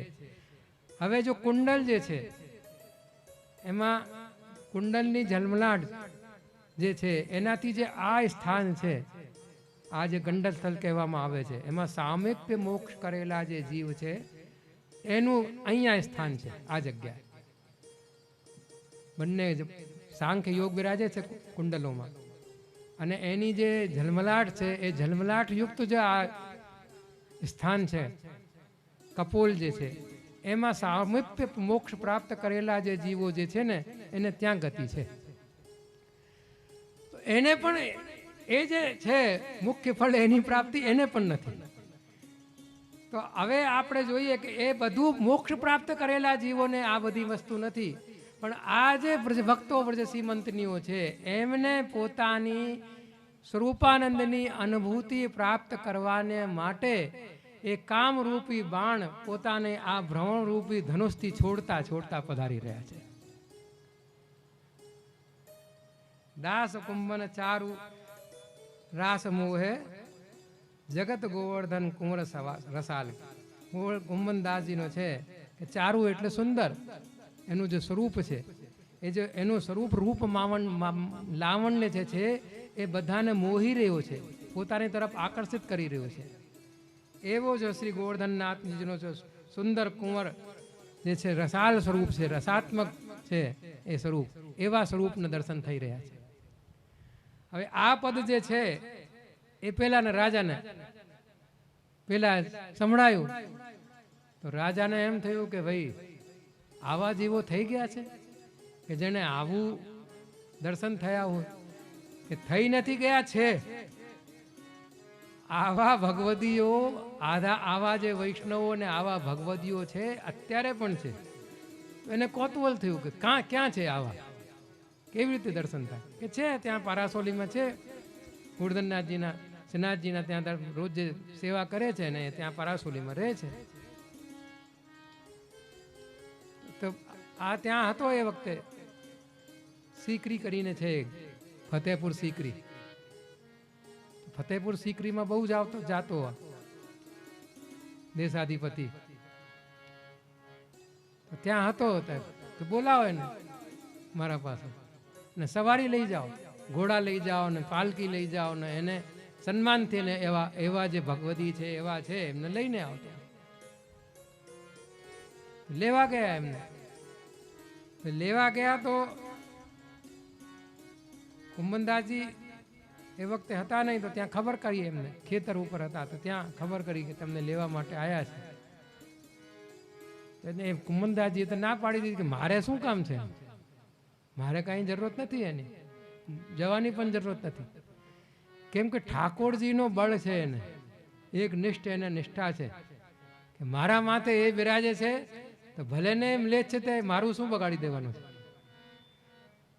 સિંહને શું લોમડીનો ડર કીધું ને એને, ત્યાં તો એનું છત્ર છાયા છે, મને આનું શું બીક, ના પાડી દીધી, મને એનું કોઈ જરૂરત નથી, મને કાંઈ જવાની જરૂરત નથી, મને કામ નથી એનું. જ્યારે આવું કર્યું તો પેલા બોલ્યા કે અમે ન લઈ જઈએ તો અમને દંડ મળશે,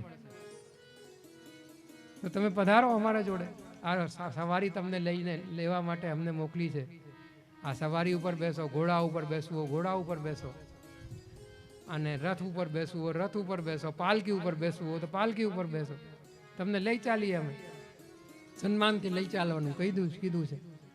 બહુ એને કીધું તો ભાઈ એને વિચાર કર્યો કે ભાઈ મારા ચક્કરમાં આ લોકોને બચારાને કાંઈ ના, ચાલો ભાઈ ચાલીએ. ગયા કે ભાઈ હું તો ચાલીને જઈશ, મારા જોડા પહેરી લઉં, જોડા પહેરીને ચાલીશ, આમાં બેસીશ નહીં કોઈ વસ્તુમાં. બહુ કીધું એ લોકોએ કે ના બેરાજો તમે આમાં, અમે લઈ ચાલીએ, ના હું તો એમને ચાલીશ. આ ફતેહપુર સિકરી ખબર છે ક્યાં છે? આ અમે કામવનથી ભરતપુર જઈએ અને ભરતપુરથી આગળ આગ્રા જઈએ, તો આગ્રા અને ભરતપુરનો જે વચ્ચેનો રસ્તો છે ને ત્યાં ફતેહપુર સિકરી છે. એ જગ્યાએ બુલંદ દરવાજો ને એવું બધું છે ત્યાં એ લોકોનું.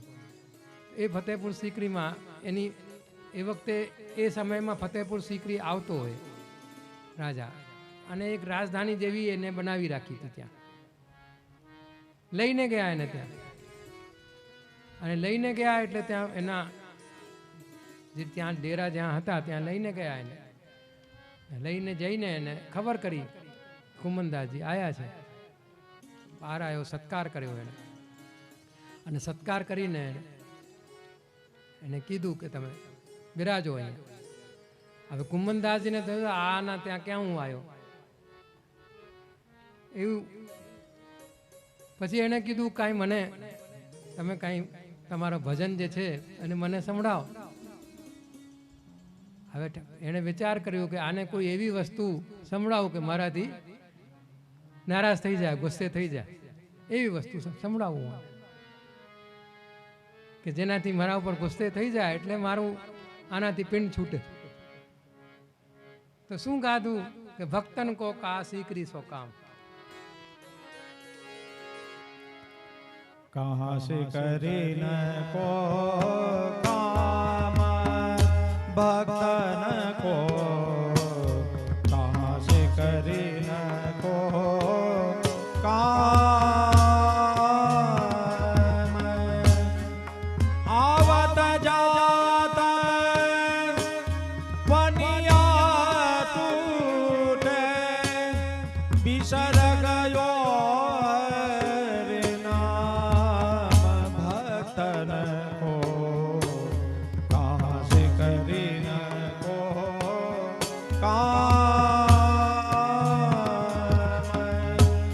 जाको मुख देखे दुख उपजे, ताको करनो पर्यो प्रणाम. कुंभनदास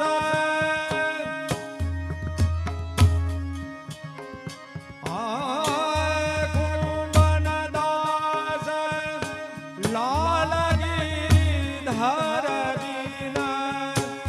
यह सब झूठा नाम भक्तन को,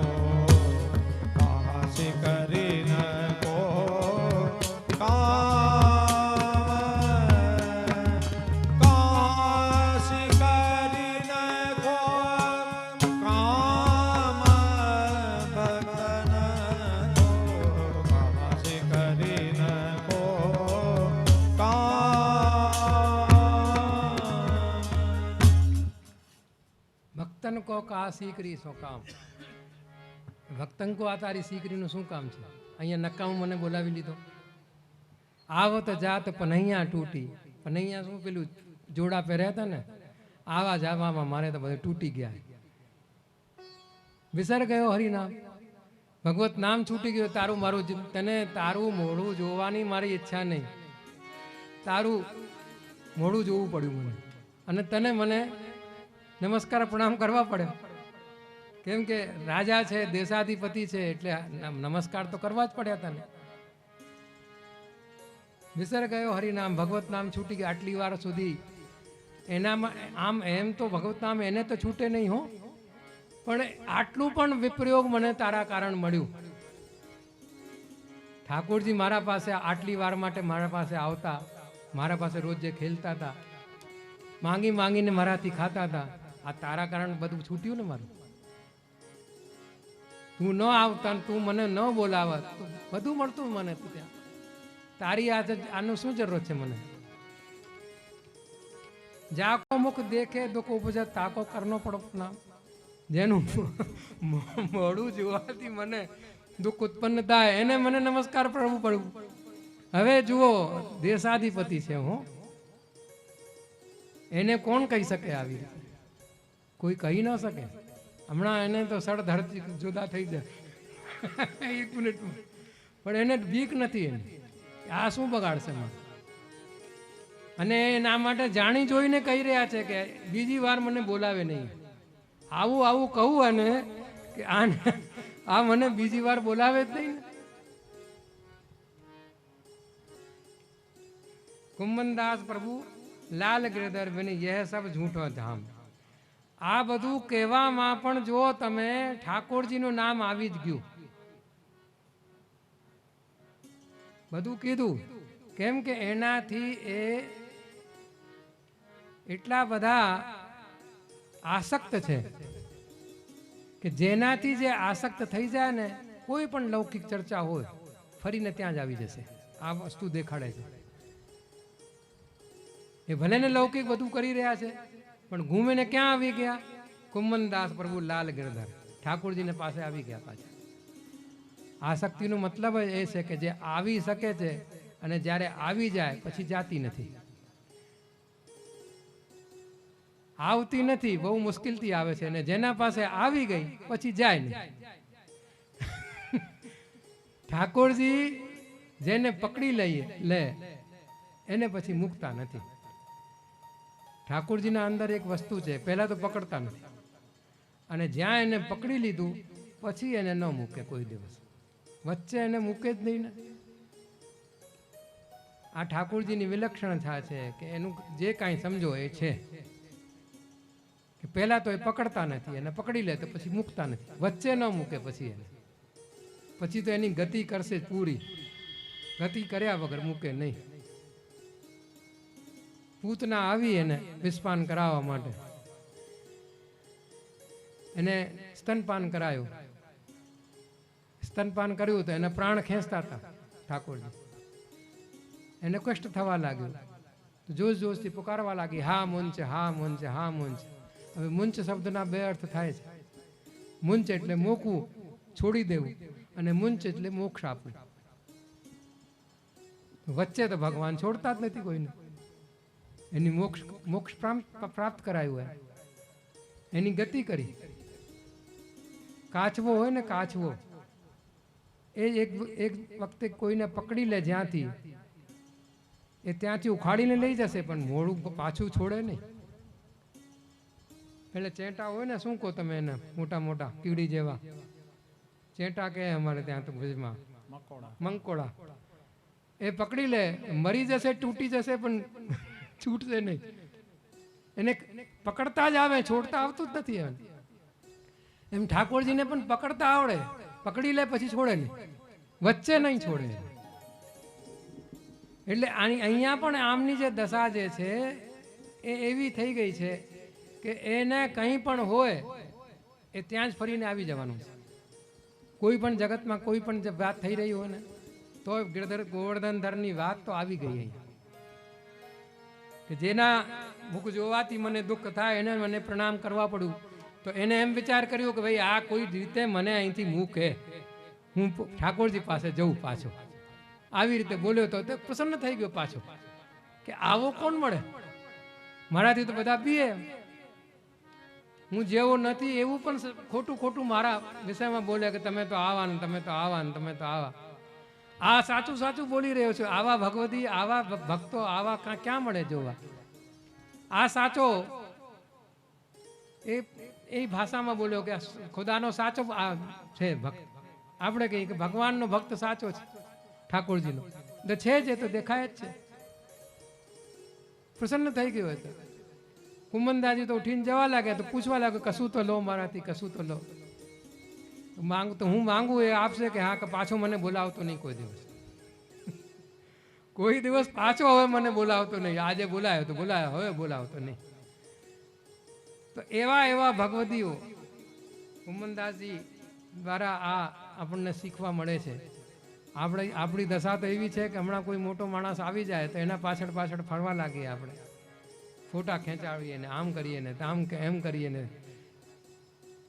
આપણે આ શીખવાનું મળે છે આમનાથી કે કેવા આ ભગવદીઓ હતા. અને આ ભગવદીઓના ચરિત્રથી આપણને શીખ મળે છે કે આપણે શું કરવું, આપણે શું કરવું એ શીખવા માટે છે આ બધા પ્રસંગો, ખાલી વાંચી લેવા માટે નથી.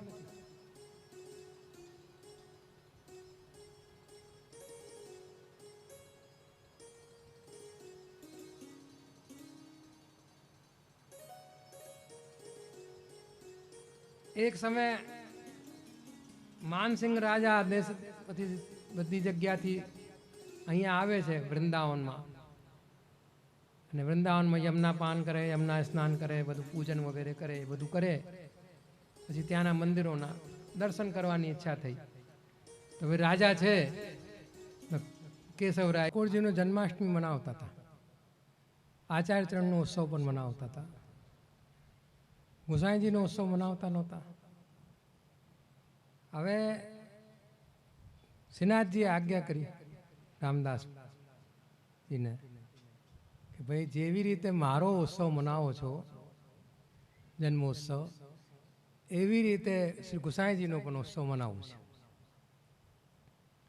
એમણે આવી આજ્ઞા કરી તો બધા આવ્યા અને આવીને બધાઓથી કીધું રામદાસજી કે ભાઈ ઠાકોરજીની આવી ઈચ્છા છે. અને સામગ્રી શું કરવાની કે જલેબીની સામગ્રી, ઘેરાની સામગ્રી કરો.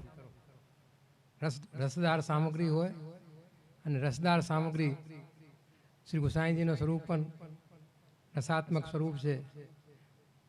જેવી રીતે શ્રી મહાપ્રભુજી વસ્તુતઃ કૃષ્ણ એવું છે, એવી રીતે શ્રી ગુસાઈજી પણ એ જ છે. અને ગુસાઈજી પણ ચંદ્રાવલીજી અને ઠાકોરજીનું બંનેનું સ્વરૂપ છે, એટલે રસાત્મક સ્વરૂપ એ પણ છે. એટલે જેવી રીતે મહાપ્રભુજીનું અને એમનું કરીએ છીએ આપણે, એવી રીતે ગુસાઈજીનું પણ આપણે કરો. તો બધાએ નક્કી કર્યું કે ઠીક છે. તો બધા પોતપોતાના ત્યાંથી સામગ્રી એકઠી કરી, કોઈએ 1 રૂપિયા આપ્યો, કોઈને 2 રૂપિયા આપ્યા, કોઈએ 5 રૂપિયા આપ્યા, કોઈએ ખાંડ, કોઈને ઘી, કોઈને કશું. કુમનદાસજી પાસે પૈસા તો નહીં, તો પાડા પાડી વેચી, અને વેચીને એનાથી 5 રૂપિયા આવ્યા. એ 5 રૂપિયા એને આપ્યા. હવે બધાની પૈસા ઘણા એકઠા થઈ ગયા. સામગ્રી એ જમાનામાં તો ઘણું પૈસો, એ જમાનામાં તો ઘણી સામગ્રી થઈ. ઘેરાની સામગ્રી અંગીકાર કરાવી. એ દિવસે શ્રી ગુસાઈજી ગોકુલથી પધાર્યા અને ત્યાંથી શૃંગાર કરીને અને નવનીત પ્રિયાજીને અહીંયા પધાર્યા. અહીંયા આવ્યા, રાજભોગનો સમય, રાજભોગ આવેલા હતા. સ્નાન કરીને ઉપર પધાર્યા તો જોયું બધું, આટલી બધી સામગ્રી, કે આ શેનું શું છે, આજે આટલી બધી સામગ્રી કેમ કરી? તો બધાએ કીધું કે ઠાકોરજીએ આજ્ઞા કરી છે આપનું જન્મ દિવસ મનાવવાની. એટલે એની આજ્ઞા કરીને સામગ્રી પણ એને જ બતાવી છે, રસાત્મક સામગ્રી. આપનો રસાત્મક સ્વરૂપ હોવા એને રસાત્મક જ સામગ્રી રોગવી છે. એટલે જલેબીની આજ્ઞા કરી, ઘેરાની સામગ્રીની આજ્ઞા કરી. એટલે ઘેરાની સામગ્રી બધાએ આટલી બધી કેવી રીતે થઈ કે બધાએ પોતપોતાના પાસેથી પૈસા એકઠા કર્યા અને કુમનદાસજીએ પણ આપ્યા 5 રૂપિયા. ગુસાઈજીએ પૂછ્યું એના પાસે તો કાંઈ છે ને, એ ક્યાંથી લઈ આવ્યા? કુમનદાસજીથી પૂછ્યું કે તમે ક્યાંથી આપ્યા આટલા બધા પૈસા? કે કૃપાનાથ મારા પાસે શું છે, અને જે બધું છે એ આપનું જ છે. મારા પાસે જે છે એ આપનું છે અને ઠાકોરજીનું છે. પાડા પાડી હતા એ વેચી દીધા અને એના જે પૈસા આવ્યા એ આપ્યો. જુઓ, જેના પાસે હોય ને એ આપે, એને કોઈ મોટી વાત નથી. પણ જેના પાસે કાંઈ નથી ને એ આપે ને, એ સૌથી મોટી વાત. પેલા વાર્તા સાહિત્યમાં આવે છે ને કે એના પાસે કાંઈ નહોતું અને ફૂલની માલા લઈને આવ્યા, બીજા બધા બહુ મોટી મોટી સેવા લઈને આવ્યા. તો ઠાકોરજી ગોસાઈજી એની વાટ જોઈને બેસ્યા રહ્યા કે પેલો ક્યાં? સર્વસ્વ એનું તો બધું, એને સર્વસ્વ એને વેચીને પણ એ ઠાકોરજીને અંગીકાર કરાયો. ધરાતી વેચીને પણ અંગીકાર કરાવ્યો, એવું પણ પ્રસંગ આવે છે. ધરાતી એનાથી જ એને બધું કરવાનું, તો સર્વસ્વ એનું એ વેચીને અંગીકાર. એટલે એ સૌથી મોટી વાત છે. જેના પાસે છે એ કરાવે તો એને છે એટલે આપી રહ્યો છે, પણ કાંઈ નથી ને એને સર્વસ્વ વેચીને કરે ઠાકોરજીને અંગીકાર, એ સૌથી મોટી વાત છે. ઠાકોરજી અને શ્રી ગોસાઈજી બહુ પ્રસન્ન થયા. તો આવા બધા આમના પ્રસંગો છે. પછી હવે આજે તો હવે 12 વાગી ગયા છે, બધા અડધાથી વધારે બધા પોતપોતાના ઘર ભેગા થયા છે. કાલે બધા જલ્દી આવો, પ્રસંગો તો બધા રહી ગયા, ઘણા બધા રહી ગયા, કીર્તનો પણ ઘણા બધા રહી ગયા. હવે બીજી વાર કોઈક વખતે આપણે મળીશું ત્યારે કરીશું. જ્યારે એમનું બહુ અવસ્થા થઈ ગઈ હતી તો સવારે કરીને મંગલા અને પછી પાછા ત્યાં બિલસુકુનને ત્યાં અશક્ત થઈ ગયા હતા.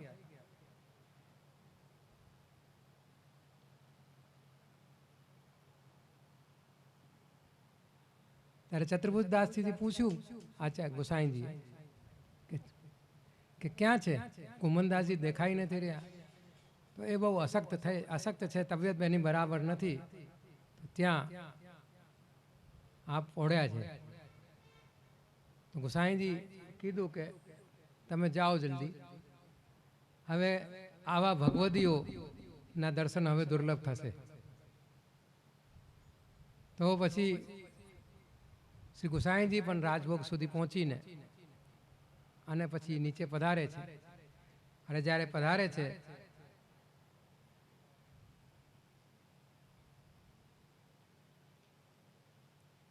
ત્યારે એને પૂછે છે કે અત્યારે તમારું ક્યાં મન છે?